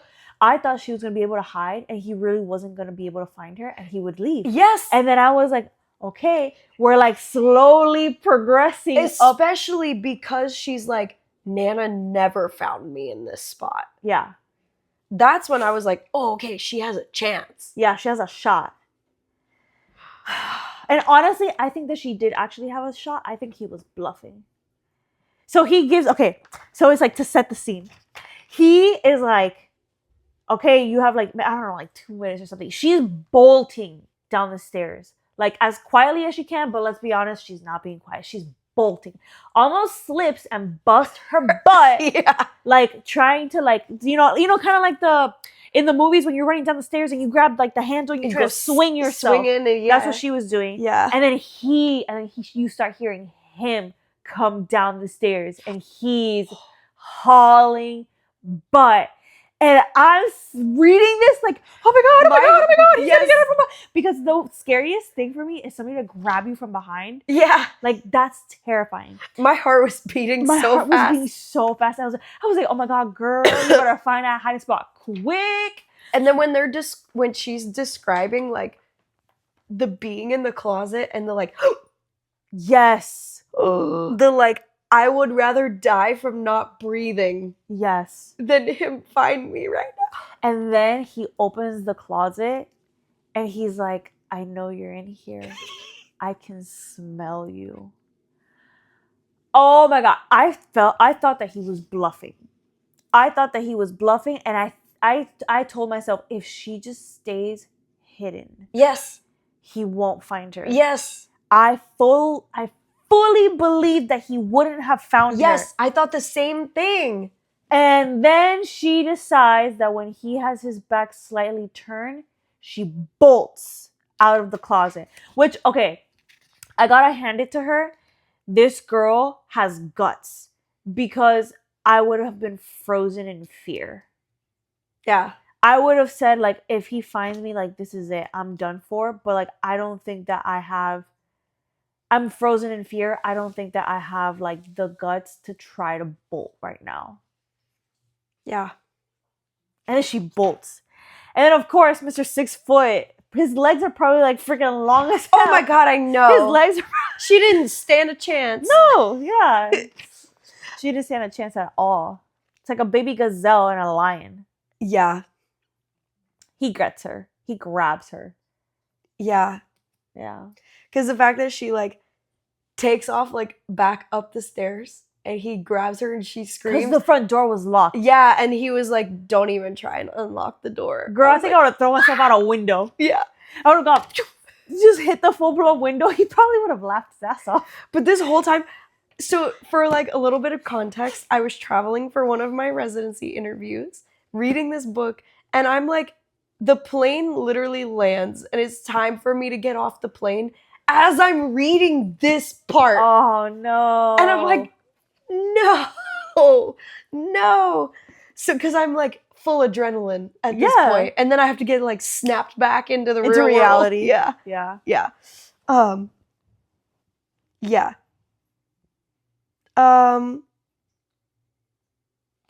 Okay, so this chapter, Holding my breath. yeah, Is it chapter 15? So there's no way that she could ever outrun him. Wait. And then I was like, what the fuck did I just read? I feel just like Addie, where I'm afraid, but I'm also into it. I'm interested in what's gonna happen next, for sure. And I was like, what? And then I was a little saddened, actually. Wait, are we jumping ahead? No, this is all still this chapter. Okay. Because this is the chapter where he, like, bites her everywhere and, like, marks her. Yeah. And I was like, I'm a little saddened by the part where Addie was like, so consent doesn't fucking matter. And I was like, I really wish that she would have said that out loud, because I know that would have Triggered him. That would have triggered him. Yeah, he would have stopped. I think he really actually would have stopped. And I want to know what he would have said to that. I really wish she would have said it out loud. I think he would have frozen. I think he would have stopped. Yeah. And especially because, like, later on in the next couple chapters, we get a little bit more of his, like, internal monologue. Yeah. But I definitely think that he would have 100% stopped. And you know what's interesting? You said that you got sad. And I was picturing myself as her. And I feel like in that moment, if that was something that was happening, and, like, given, like, all this, like, tension between them, and, like, this little, like, there is a little bit of, like, some kind of, like, rapport between them or something. Yeah. Like, at this point. Yeah. I think I couldn't have, like, she was still somewhat fighting. I honestly feel like I would have given up. and I would have just gone limp and just been like, is this really how this is gonna go? You know, like, Yeah. like you said you felt sad for her, and I was like, if I was her, like it would be done. Like I would just be like, yeah, I feel like I would have just been so sad. yeah. I think I really would have said like, you're really gonna do this to me? Yeah. You know? And this is why though it was so interesting to me that she was like, her thought was like, oh, like, so consent doesn't matter, was her thought after she had been doing all that texting, like antagonizing. Yeah. And so that's like, that's where it makes me question. Okay, some people will probably be a little triggered by me asking this question. Does she have the right to even ask so consent doesn't matter? Knowing full well all the things that she engaged in and knowing that he follows through when he says he's going to do something. I think it's one of those, like, I think it's tricky. Yeah. There's no right answer. I think it's tricky. Here's what I think. I think if you have like a sister, a friend, a daughter, and you sat them down and you read this book with them, I think you would tell your sister, your daughter, your friend, like, this is all the things that she did wrong leading up to this point. Yes. Because you need to be aware of it and you need to open your freaking eyes. Yes. And then I think if you sat down and read this book with like a male friend, a son, like a brother, you know, like just a male, you would say she did not explicitly give consent. This is flat out wrong. Do you get what I'm saying? I'm saying yes. The audience that you are speaking to is going to direct what you're going to say. Yes. In the sense of, if you're talking to another woman, you're like, this is wrong. Consent does matter.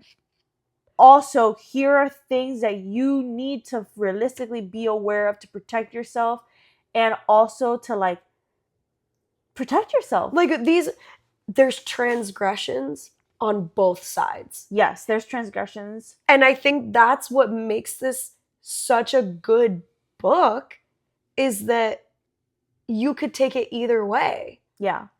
You could in the book, but in real life, I think he has no excuse. Okay, yeah. He has no excuse. Obviously, in real life, he has no excuse. He's broken into her house. Yes, no excuse. Like, yeah, exactly. Whatsoever. Exactly. And I think that, again, like if you were to put this excerpt of this book into like, I don't know, like a college class to talk about it, then I think it would have to be made explicitly clear to the men in the room, this is not consent. Like, her engaging in this is not full-blown consent. As a man, you need to get full-blown consent. Yeah. If not, it's a no. For multiple reasons. Yep. One, you know, like, for one, like, if you're a decent person, you're a decent man, you don't ever want to look back at an encounter that at least I think you don't want to look back at an encounter that you had with a woman and be like, did I actually like cross boundaries and basically like assault this person? Like, you would never want that. So I think it would have to be, for men, it's explicitly clear, like you have to get full-blown explicit consent. And then for women, I think it's like, you need to be clear with your intentions. You need to be clear with your intentions. You should not be wishy-washy. She is wishy-washy. Right, where she's like, this is too dangerous to be wishy-washy. She's egging him on. Be straightforward. Yes, exactly. Either you want to engage with all the full consequences of that, or you don't. So yeah, I feel like that was what I was really struggling with, is that like, I did get sad in this part. I was really enjoying the cat and mouse, the chase, the banter. Yeah.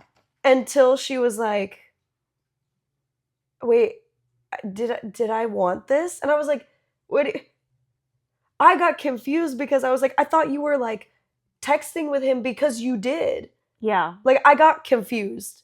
Yeah.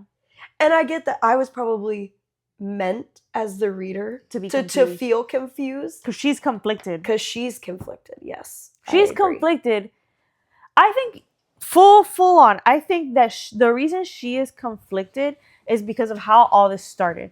I think that if he had gone up to her and like asked her on a date, gotten to know her, and then like they had a relationship and then developed like kinky stuff that they wanted to do with each other, I think she would have been like full blown like, this is great.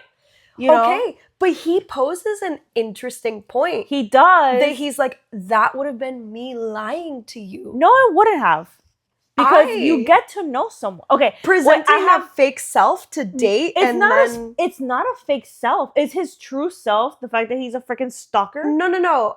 How you're saying, like, if he would have asked her on a date and been that, he's like, that would have been a fake version of me. No one on a first date presents their full, truest, authentic self. Facts. Yeah, that's facts. No one does. It's part of the process of getting to know someone. It's all peacock feathers. It's all peacock feathers. So I think that if he had actually just gone on a date with her and they had gotten to know each other, she's kinky as hell. She and then he would have suggested, what about this? She would have been full blown into it. Yeah, I agree. I think it's the fact of how it started that she's like, I don't know if I'm into this because I'm kind of getting a little bit psychologically tortured. Yes. And it's like, it kind of like bleeds into what she would have been okay with like a partner she felt safe with.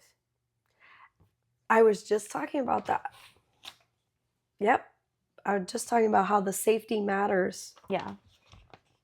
So in this, this chapter, oh my God, I wrote in this chapter too. Yeah, I wrote here, I thought he was bluffing about actually finding her. Also, WTF, any of the ghosts in the house could have helped her. Any of the ghosts in the house could have knocked something over, blown a window, like, I don't know, knocked a vase over. No. Something, anything. Gigi's living her best life. You know, I literally wrote, Gigi was watching like finally some entertainment. Yeah. Yeah. So, yeah. Okay. Chapter 16. oh God. So I died laughing because I was like, he's really gonna have her suck on the gun? I was like, I don't get that, but okay. It made me laugh. Yeah, because it's like not like it's like kind of ridiculous. And then I said, for all of this, I feel like part of me wants to look away, and yet there's no way that I can. This is like a train wreck. It is a train wreck. It's a horrible, horrible train wreck. So, okay. Chapter 16. Like I was gonna read all of it. Like I wasn't not gonna read it. Yeah. But like I was reading it, I was horrified.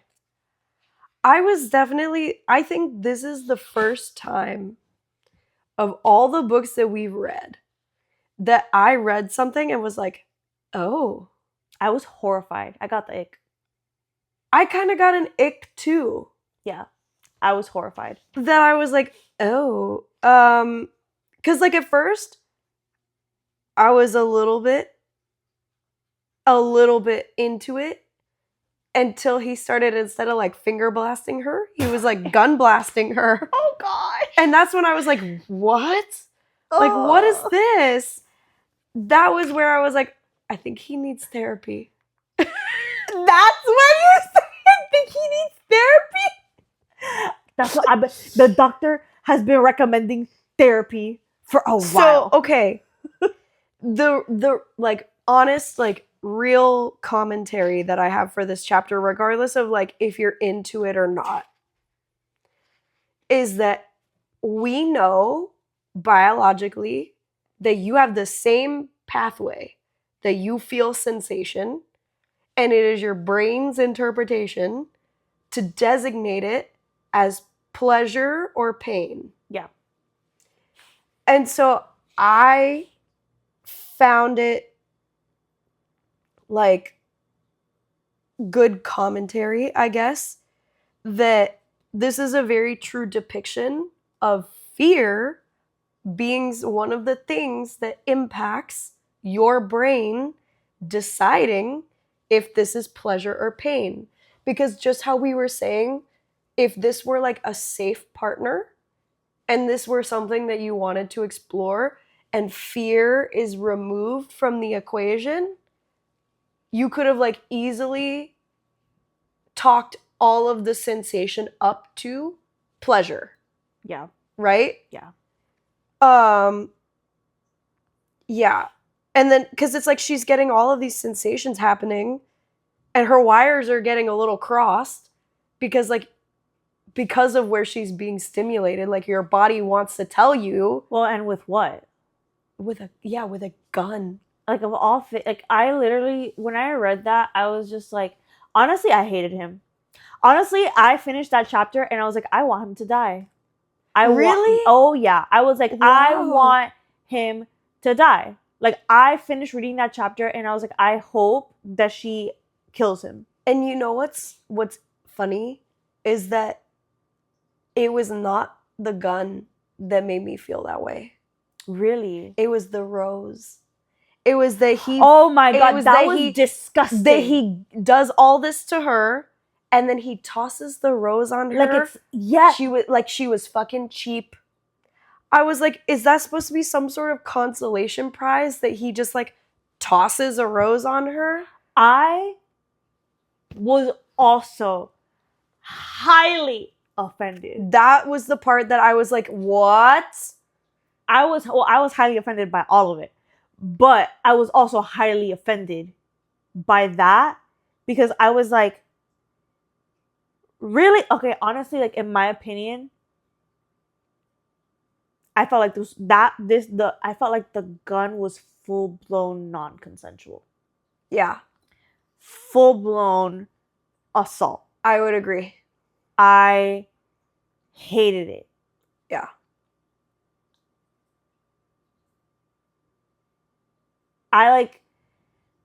And also it made me think, like, it removes the realism of like what he does for a living, because yes. I'm like, anyone that works with guns will tell you, like, gun safety is the utmost important thing, and you do not point a gun at something or someone that you do not intend to actually fire at. And you don't put your finger on the trigger unless you actually intend to fire it. And I felt like this was a horrible cross of boundaries and just general safety. Like, to me, the idea that he won't hurt her, like, doesn't fit. It went out the window. It went out the window. Because now, do we know, we don't know if the gun is loaded or not. Obviously, we don't know that. Didn't even think about that, actually. Full blown, didn't even think about it. I assumed it was. I assumed it wasn't. I assumed it was. Yeah. I mean, okay, if I were her, I would assume it was loaded. From the outside reading perspective and knowing thoughts that we've gotten to read from him before, I assumed it wasn't loaded. So I feel like I could have forgiven the hickeys. Uh-huh. I could have forgiven the psychological, like, cat and mouse game. Yeah. I could have forgiven those things. I can't forgive the gun. Yeah, I agree. I can't forgive the gun. Yeah, I agree. You know? It definitely, up until that point, you were here for it. Yeah. And then with that, I was like, this is where I'm no longer like, this is possibly okay. No, I'm like, you're demented. I think I wrote somewhere. Oh, let me show you. I put, first one half of this chapter is so disrespectful.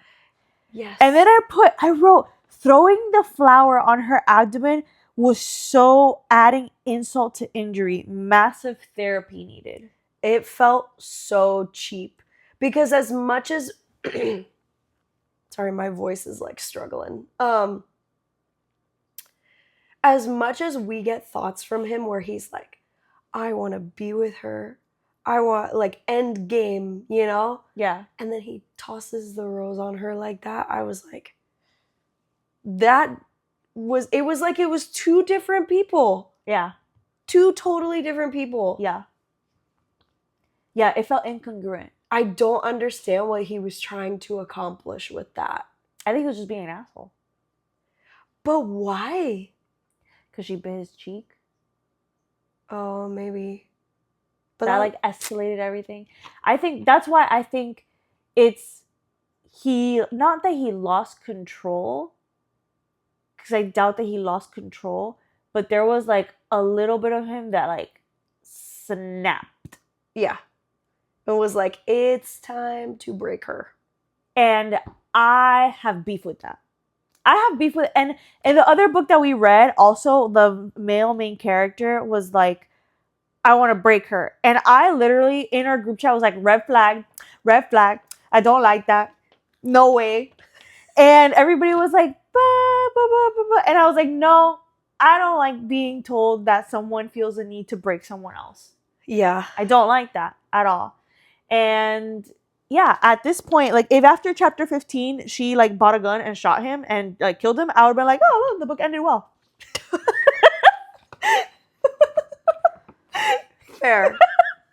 Fair enough. You know? Fair enough. I don't know what he thought he was accomplishing with that. He was honestly just being a piece of work. And I'm not here for it. Yeah. I wrote something else. I wrote second half. The second half of the chapter is good. Oh, you know what? Guys, I straight up finished reading that scene of them and went to bed. I didn't finish the chapter. That's why I wrote second half. Oh. That's why to me it feels like just one chapter, because I was like, it ended. That scene ended and I was like, I don't feel like reading this. And I like put it down. And that's when oh my gosh, yes, because Erin was going for her interview and she was I knew she was gonna fly. So I texted her and I was like, hey, do you want any trigger warnings like for coming up? And I said, absolutely and she said no. But the only reason I asked was because I knew you were going to be on a plane and I kind of wanted to tell you like, maybe don't read this on a plane. Oh yeah, that's fair. That's the only reason I asked. But let's put it like this. Usually I'm the one that finishes the like book chapters sooner. Yeah. Like at least in this series that we've done, I've finished them sooner. I put down this book and I didn't pick it up again for like 3 to 4 days. Like Erin was back in town and she was like, hey, when do you want to film? And I said, I haven't picked it up. Yep. I'm nowhere near close to finishing the chunks that we were going to read. Yeah. Because I just had no desire to keep reading. Oh boy, and you stopped at this part. Oh boy. Well, but the second part of the chapter is that we find out that Max is like... Yes, I wrote maybe she will end up getting taken by the Max dude. Yep. We find out that he's basically like, I don't buy it. I don't buy it that you aren't involved in the fact that Archie's dead. He's absolutely right. I mean, he is right. She is involved. Yeah, she is involved. And you know what?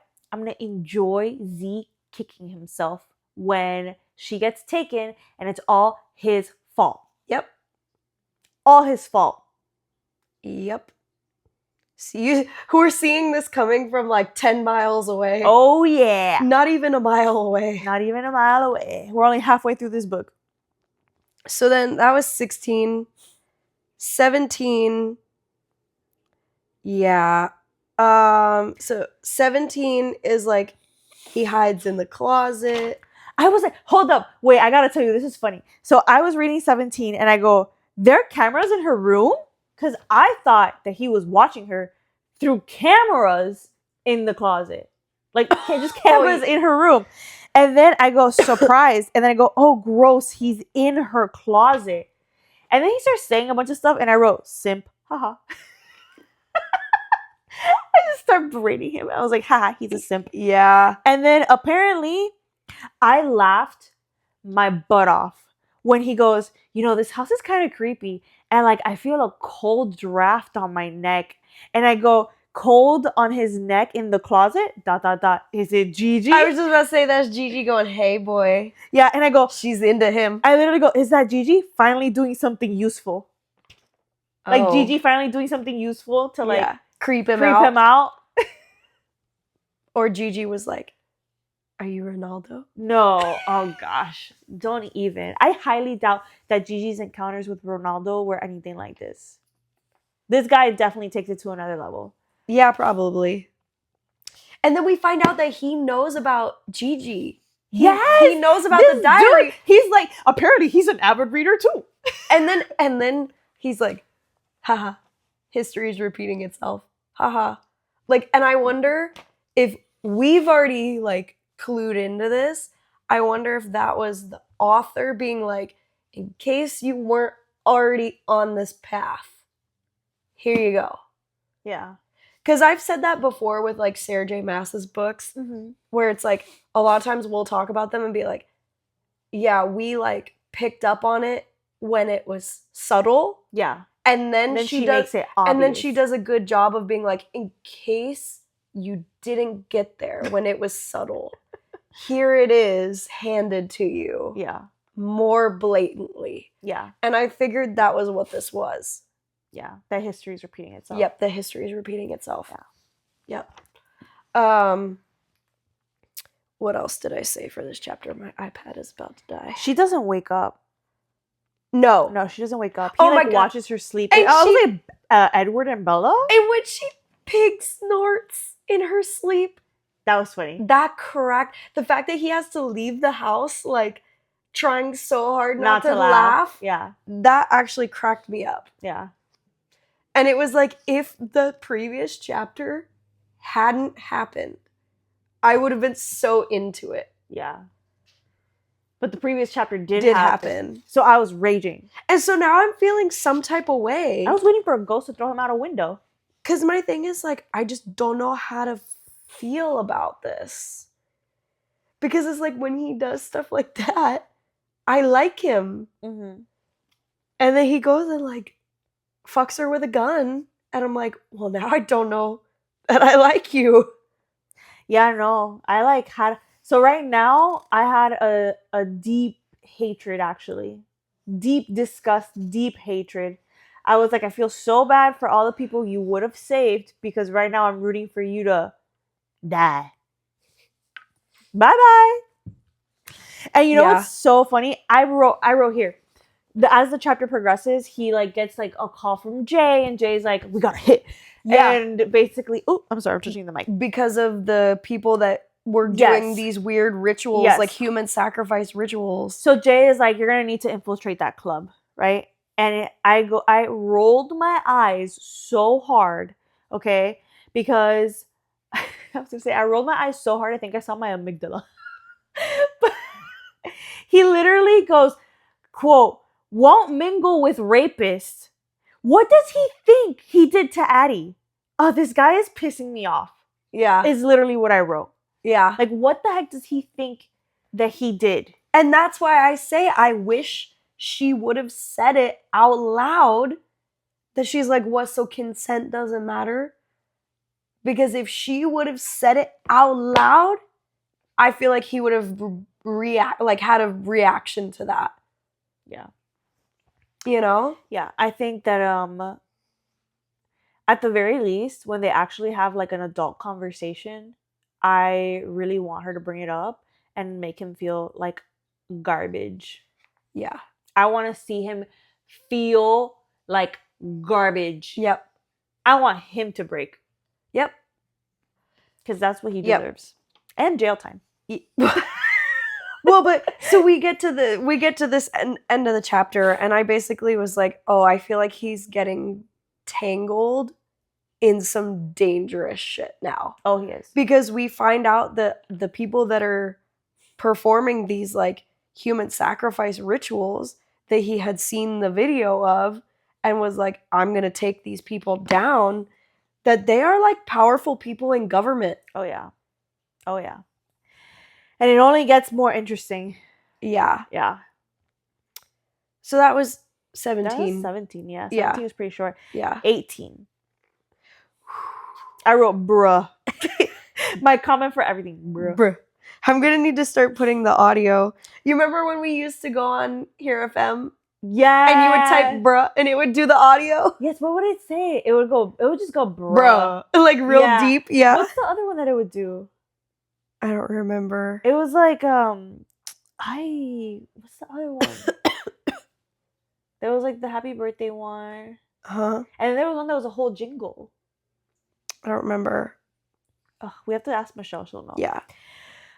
Chapter 17, I wrote, bro, someone get this girl a therapist/psychiatrist. Someone consult psychiatry on her. So she says that she's like struggling with the fact that her stalker doesn't seem like he wants to hurt her. And then I said, but Max definitely does. Yeah. Which is worse? Which is worse? I don't know. Because Max definitely wants her dead. Yeah, he definitely wants her dead. He's just waiting to find the right amount of evidence before he kills her, for sure. I think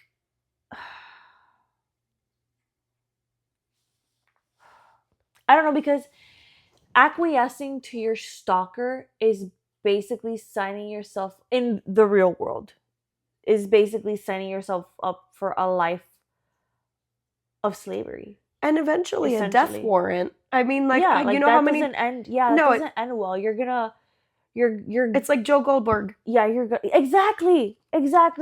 No matter how You're signing your death certificate. death sentence. Yeah. It just doesn't end well. So it's like death is awaiting. You know, I don't think in this case Which way? This book, but death realistically is waiting at everyone. It's just a prolonged one, and one that maybe she can manipulate her way out of. Maybe. And then a for sure one, because you know Max doesn't care. Hi, buddy. Yeah. So I said, I find the story so far to be an excellent reflection of how helpless it feels to be a woman sometimes. Because she's like, well, I can't go to the police because they're no help and like losing case files. And this guy's an insanely smart hacker anyways. Plus, if I go to the police, then Max will kill me for getting his friend killed. So I'm like, I can't fucking win. She can't win. Yeah. And I just really felt for her. Yeah. In that moment. Yeah, I did too. Yeah. I wanted to like scoop her up and like put her in witness protection program. And then she made me laugh because she's talking about how like she's the mouse and he's baiting the traps and she's like, God damn it, I love Gouda cheese. I know. I literally was like, girl. And that is what makes me question how much do your actions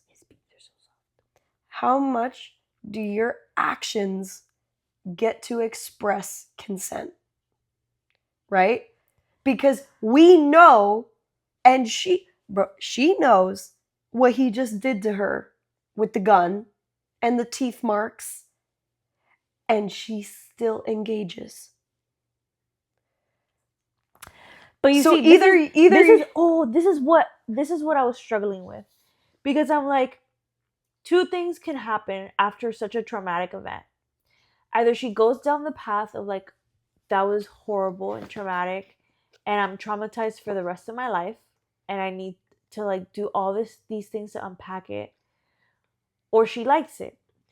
But what I'm terrified of is that she convinces herself that she liked it in order to like stave away the trauma. Oh, yeah. And that's why, like, from this point on, it's hard for me to like obviously we have like some inclination, but from this point out, it's like how much of this is I'm already in so deep, I might as well lean into it, or else I risk shattering myself completely. Yeah. Well, and that's what he wants. That's what he means by like, I will make her mine, I will break her. Yeah. It's like I'll get her to realize that she wants to be with me, kind of thing. I feel Now like, the way that she gets there, yeah, he probably doesn't really care. which makes me not like him. Yeah. Because he could have gotten her to be head over heels, absolutely infatuated with him, if he had done all this the right way, which is ask her out on a date, have a couple good moments, and then start really getting to know each other. And then He wouldn't even have needed to do that with as freaky as she was already at the club. Exactly. She would have had sex with him on the first date. But she would have had sex, but maybe not the type of sex that, like, not the role playing. Okay, fair. But I think that she would have done the role playing. Yeah. You know what I mean? I think she would have. She would have. So that's why it makes it very frustrating for me, because I'm like, you idiot. One, I struggled with the fact that I was like, why are you texting him back? Yeah. And that's when I was like, that's when I felt like maybe she feels like she's in so deep. It's either accept it and convince herself that she was into it, or come face to face with the horrible thing that happened. I don't think that that's what is happening. I don't think so either. But I do feel like, I don't think it's what's happening based on the book, but it's what's happening in my brain as I'm reading the book. Oh, because like, I think we have enough information to know that she's into him. Yeah. I think it's one of those things where I'm just taking it hyper realistic. Yeah, you are. Instead of just reading. But I feel like we're playing two different roles right now. Yeah. Like, you're one side of the coin, I'm the other side. Sorry. Yeah.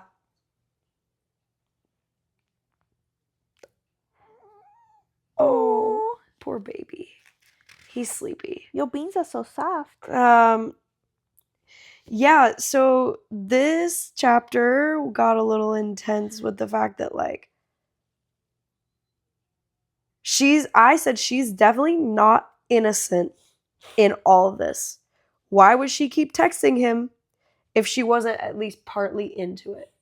The way that she's texting him. Yeah, because she's texting him like calling him kitty cat, yes, antagonistically, like she's poking the bear. And now I have to bring up one of the most important points, is how would all of this play out if he was unattractive? Oh, forget it. Completely different story. In fact, this would be under the horror section. Yeah, it makes such a difference. Yeah. It makes such a difference. I think it's a big component that she likes his looks. Yeah, she's physically attracted to him for sure. She is. Yeah. And I agree with 100% that you're like, she would have gone on a date with him. Yeah, she would have. But now, I don't understand why she's surprised when he follows through on his threats. Like, Miss Ma'am, he said he was going to tie you up and eat you out. What did you think was going to happen? What did you think was going to happen? Wait, let's backtrack a little bit. I forgot to mention, in the first, so when he's in the house, like before like all the scenes with like the really crazy stuff happening, and when he's in the house and he's like, come find me for your punishment, basically, I thought the max he was going to do was like spank her. I totally thought that I thought that this was going to go, he was going to get her, he was going to spank her, and then she was going to be like, I'm kind of into this, and then he was going to be like, too bad. And then he was going to get up and leave. And then she was just gonna sit there stupid, like, did this just happen? That's how I thought it was gonna go. Oh So my, you can my imagine dear sweet child. poor baby me is like, oh, this is just gonna be this. And then it wasn't. It was not this. It was not that, you guys. Oh God. Anyway, She read this book willingly, just saying. I fully started that I was going to read this book by myself and then say, yes, I think you should read it, or no, I think it will be too much. And she decided. she made it sound so interesting. The first 5 chapters, I was like, oh my gosh, she's in this old house and it may be haunted, a little spooky. Like, let's see what happens. And I didn't know. You know, like the author, because, okay, in the other book that we read, Scarred, the author gave a bunch of like trigger warnings and then we read it and it was not that bad. No, it was like nothing. It was not that bad at all. It was fully consensual. I'll tell you that much. This is everything that I thought that book was going to be. Yeah, that's fair. In all honesty, this That's book fair. delivered when And it comes to having trigger warnings. Yeah, and I was so apprehensive to read the Scarred book, and it's so funny looking back. I know. Yeah. Yeah. So you know what? You can say that you're scarred all you want, but you did it to yourself. I wrote here for chapter 18. Apparently I wrote bro a lot of times. I had a lot of opinions. This was when I was reading this next to Kiana. Oh God. I was literally like, ah! This book is a ride that Kiana would not survive. No. I would never recommend her. In fact, I told her, don't you dare ever touch this book. Facts. Please. No, I was like, because Aaron was like, okay, can we like film? And I was like, oh my gosh, like I need to catch up. But then I was hanging out with Kiana, and Kiana was reading another book. She was reading The Things Gods Break. It's like the second book to the things, the games gods play. The games gods play. Yeah. And so she was reading it, and I was like, okay, like we like to parallel read. So I was sitting on my Kindle. We had some like nice like reading music in the background with some nice like ambiance, and we were just like chilling and reading. Anyway, I had a lot of opinions, and it was so funny because every time I would be like, oh, and I would grab my pen and my little lap desk, and I would start writing ferociously. And Kiana was like, wow, more opinions? And I go, more opinions? Yeah. So this is where I said, yeah, I'm not surprised. Like, I don't understand why she's surprised. And then I said, but it's really bothering me. Because this is the chapter where, like, she wakes up to him tying her up. Yeah. And then, like, following through on his threats. Yeah. She says, but she says, it's really bothering me that he's doing stuff that he's probably seen done to the victims that he rescues. Like, baby boy, you have good intentions with your hero work, but now you're the one traumatizing someone? Let's get you some therapy because you're making the world better, and now you deserve some help before you start making the world bad. I fully agree. I thought the same. That's why I rolled my eyes when he said he won't mingle with rapists, and I'm like, what the heck did you think you did? You know what I mean? Like, I just... The disconnect to me is like, are you dumb? Yeah.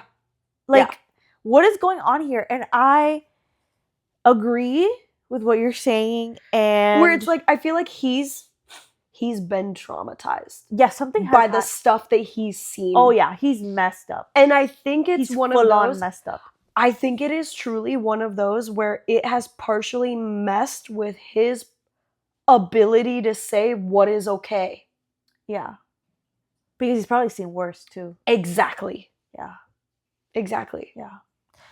Because he also is like, I think it's also so like, he's desensitized, you know, like he's to an extent. To an extent. He's seen some bad shit. Yeah. And then he knows that his intention is to love her. Yeah, he's like the ends justify the means. Like that is what does not. That is what makes me different from the people that I'm killing and rescuing these girls from. This lie that he's telling himself. Exactly. Is that he's like, I intend to love her, and that makes me better. Yeah, even if she doesn't want my love. Yeah. So to flip, I think it's kind of interesting that you and I said kind of similar things, but also on the flip side, in this chapter, she's talking about maintaining her dignity because she's trying not to like thrash and like make it more like display herself more for him. And I go, determined to maintain her dignity. Baby girl, you lost that a long time ago. Not because of what was done to her, but because of like just like the texting even even after this happened. But I also hate to say that because you know that there are real life examples where people ask, "Well, why did you go back to your abuser?" And a victim is like, "I don't know." Because it was hard to accept that I was a victim. Yeah. It was hard to accept that something like this has happened. And so it's kind of like a cognitive dissonance for you to like separate yourself from someone who did something horrible to you. But it's like you're like, either I'm gonna get something out of this bad situation, I'm trying to make the most out of a bad situation, or like this didn't really happen to me, because if it happened to me, like I said, like it's shattering. Yeah. These like 3 chapters were tough, man. They were tough. Yeah. So this one really, I said, oof. Oof. That was a lot. I don't know how I feel about this. I feel like the only reason I feel even remotely okay with any of it. Wow. I was so like feral writing this. I'm reading my note and was like, did I really write that? I said, I feel like the only reasons I feel even remotely okay with any of it is that he's hot and he knows how to make a woman finish. Which is more than you could say for the vast majority of men. Oh my god. Did I really write that? Tell me what you really think. Wow. Oh my gosh. I wrote like, I really need her to pick an emotion, because I cannot continue with this like fantasy of like this dark romantasy. Like I can't continue with this without her picking an emotion. She needs to pick an emotion. Yes. And I wrote, she has no insight. And I'm like, stop being in denial, because she's into him. Yeah. And she keeps denying it to herself. And then I don't know what this was about, but I wrote, ouchie, quotations, yikes. Him biting her clit. Oh my god, yes, that was ouchie, yikes. Oh my gosh, the ick that I got. I was like, yeah. bleh. Yeah. And then I put dash, so toxic. Yeah. And then I put main characters are full of shit. And then I put hot and cold. Because you're hot and you're cold. Yeah. Yes. You know, just to add a little lightness to the conversation we're having. Yeah. Okay, first of all, I didn't realize that I was that unhinged when I was writing my notes. Upon further reflection. Yeah, exactly. I still stand by it.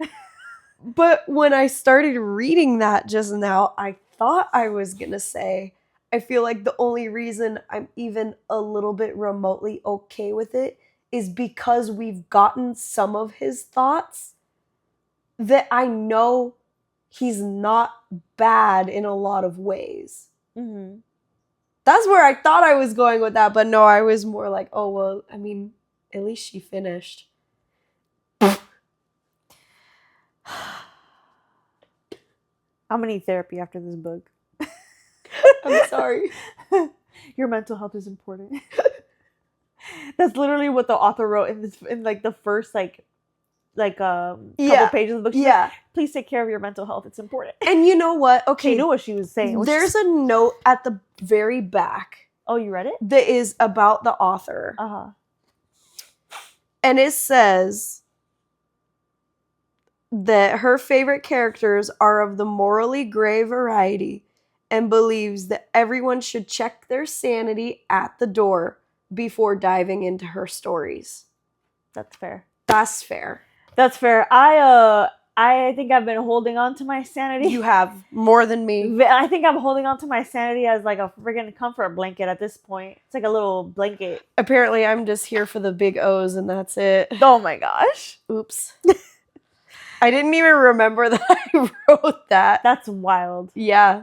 Yeah. So that's the end of that chapter. Yep. And then we move on to chapter 19. And I was like, wow. Just wow. Like, she literally answered the phone. Yeah, she did. They're both so messed up, they're made for each other. Yeah, that's what it's starting to feel like, huh? Yeah. I wrote here. So here is this Shadow's chapter? Yes. So here, Yes. he acknowledges that what he's doing to her is messed up. Yes. He acknowledges it. And I literally wrote, well, at least he acknowledged it. And then I put parentheses, rolls my eyes. A lot of eye rolling. I think my thought for this chapter is that I was scared because the fact that he didn't know that Max has been pressuring her, her safety, and making her no nervous. idea. I was like, oh, he's gotten her into this mess and now he's not going to be able to protect her. Yeah. That was when I got scared because up to this point, I was like, oh, he's like a couple moves ahead. Yeah. And then I realized he's not. It slipped. It slipped. Yeah. She's definitely going to get kidnapped. Yep. So it slipped. And I go, she tells him about her grandmother's stalker. Yes. It's going to bite him in the ass, is what I wrote. It's his jealousy and what he did to Archie is going to bite him in the ass. Yep. Because they're going to take the one thing that he's obsessed with, and that's her. Yep. He has a vulnerable spot now. He does. And I said, I think it's funny that he threw out John as a possibility for Gigi's murder right away. Like, it was probably jealous rage. And yet Addie is like so certain that it's Ronaldo, probably because she doesn't want to believe that it isn't Ronaldo. Yeah. Yeah, because she's like she's still trying to put the brakes on what she's feeling for Z. And make the stalker the bad guy. Yeah. Yeah. Yeah. So I thought that was interesting that he was just like, it was probably the jealous husband. Yeah. And now we're going to see that he's going to get... I still think I think it's more likely that it was the jealous husband or somebody from the mob getting revenge on both of them. Yep. I think it was one of those. Yep. I don't think Ronaldo did it. No. Okay. And then chapter 20, I was like, oh, thank God. Oh, you still have more for chapter 19. I had to say, like, okay, I like the banter they had. Yes. In chapter 19. Because it felt more real. Felt more vulnerable. She was like, it felt like that, the thing that you said, so consent doesn't matter. Like, but like, if she had voiced it out loud, it's what this scene felt like. Yes. It felt like her saying, like, do you know what you did to me? Do you know the position that you have placed me in right now? Max is at my footsteps, claiming that he knows I had something to do with the death of Archie. Look, and you had no idea. You claimed to be my stalker and know everything, and you had no idea. And look at what you have just done to me. Like, you've basically put a target on my back. Yep.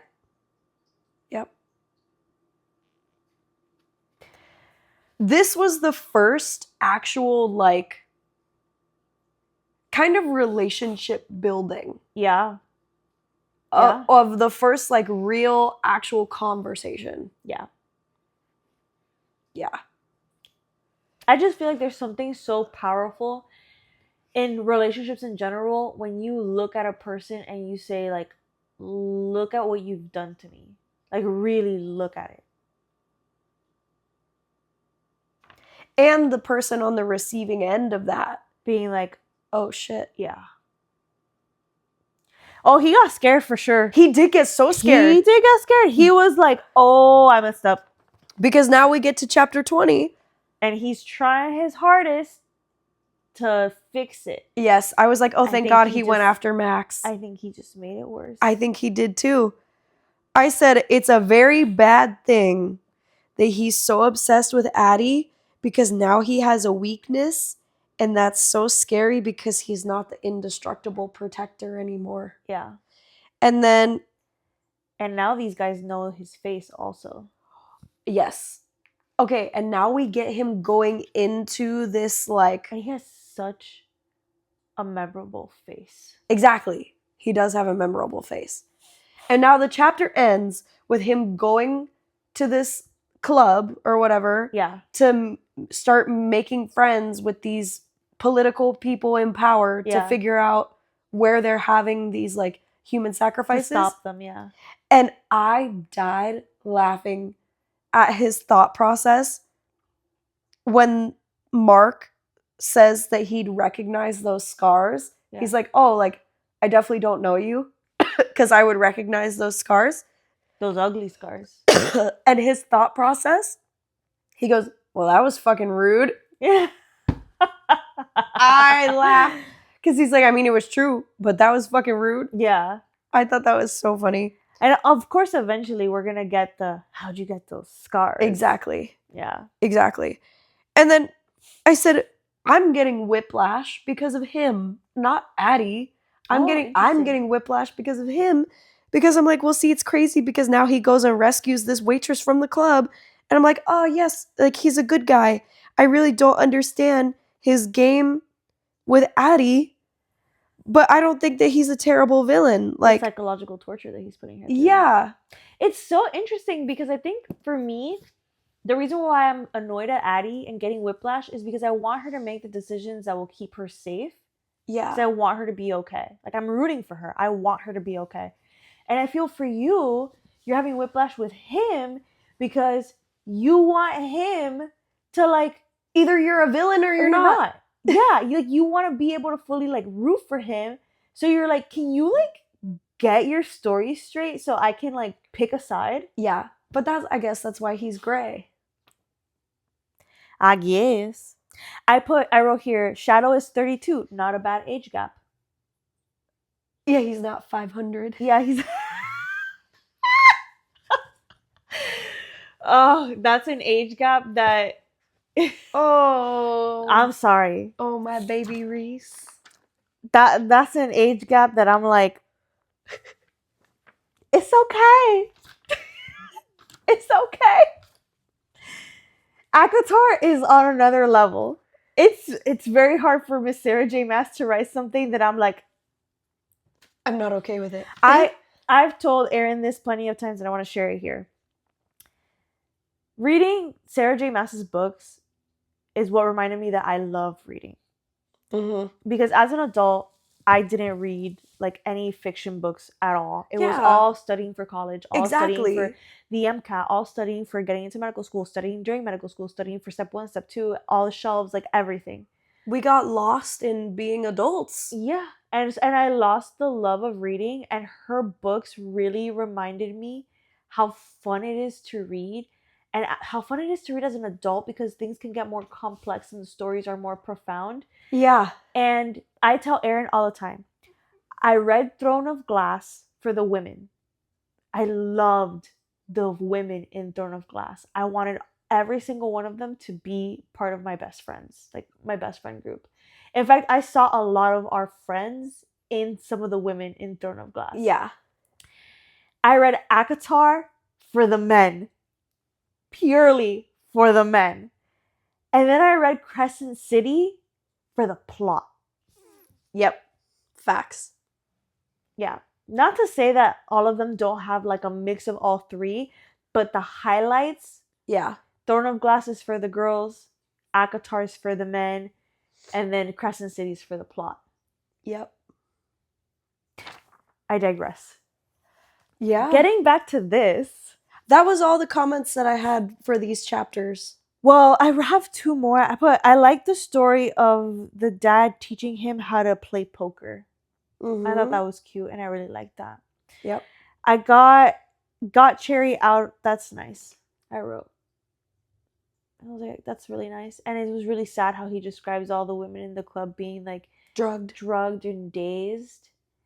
And the fact that like this girl like has such a tragic, like her storyline was very short, very tragic. The mom has cancer, is working here purely to like basically traumatizing herself over and over at the mercy of these horrible men to be able to pay for her mom's chemo treatments.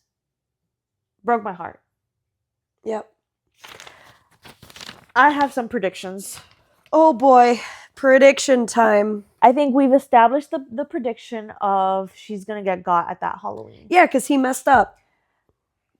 We didn't mention, we got confirmation. Dea is his employee. We got confirmation. He confirms it. Yes. He confirms it in one of his chapters. He's like, yes. oh, and like the fact that like my own employee Yes. is like I installed skipped the cameras. I skipped that comment. I did write that we got confirmation that the security system is his. Where did I write it? I don't remember where I wrote it. We got confirmation. Yeah. Also, I'm like, it's gonna be interesting to see who gets taken. If Adeline is gonna get taken with her friend, or if she's gonna get taken by herself. Yeah. Because Dea's just in as much hot water as Addie, just purely by association. Yeah, that's true. So it could be either both of them, or it can just be Addie, and then Dea finds out that Z is not only her boss, but also Addie's stalker, and then they have to team up together in order to find her. Yeah. And I don't know why, I think it would just be cute if like Jay and Dea get together. Okay. I'm just like, you know, Yeah, okay. I think maybe it's the Miss Sarah J Maas pairing people off, but I feel like it'd be cute. Yeah. Kind of like Jay so far. No red flags on his part. Seems like a good, honest dude. So far. So far. Yeah. I was gonna say so far. I feel like we haven't gotten to know like that much about him. Jay, I mean, Z respects him, so I feel like that says something. Yeah. And trusts him enough. Yeah. Yeah. I feel like my big one is that Nana is involved in the killing. I think you're right. Or involved in the covering it up. Yeah, involved in the covering it up. And I think you're right that she would have tried to protect Ronaldo. Yep. Yeah. Or maybe tried to protect her dad. Maybe. Maybe less. Yeah. But yep. That's all we have, folks. That's all I have, yeah. Yeah. So, yeah.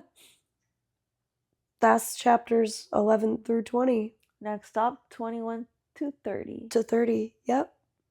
All right, well, this was episode 2 of Pagers and Pages. Mm-hmm. We're med students who happen to read more than just textbooks. Mm-hmm. We'll see you next time. Yeah, and take care of your mental health, especially after reading this book. Yeah, but never stop reading. Yeah.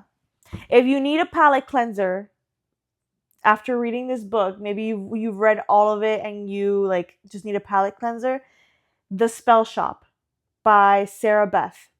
Very good book, very wholesome, great palate cleanser. Cool. Yeah. All right. We'll see you next time. Bye.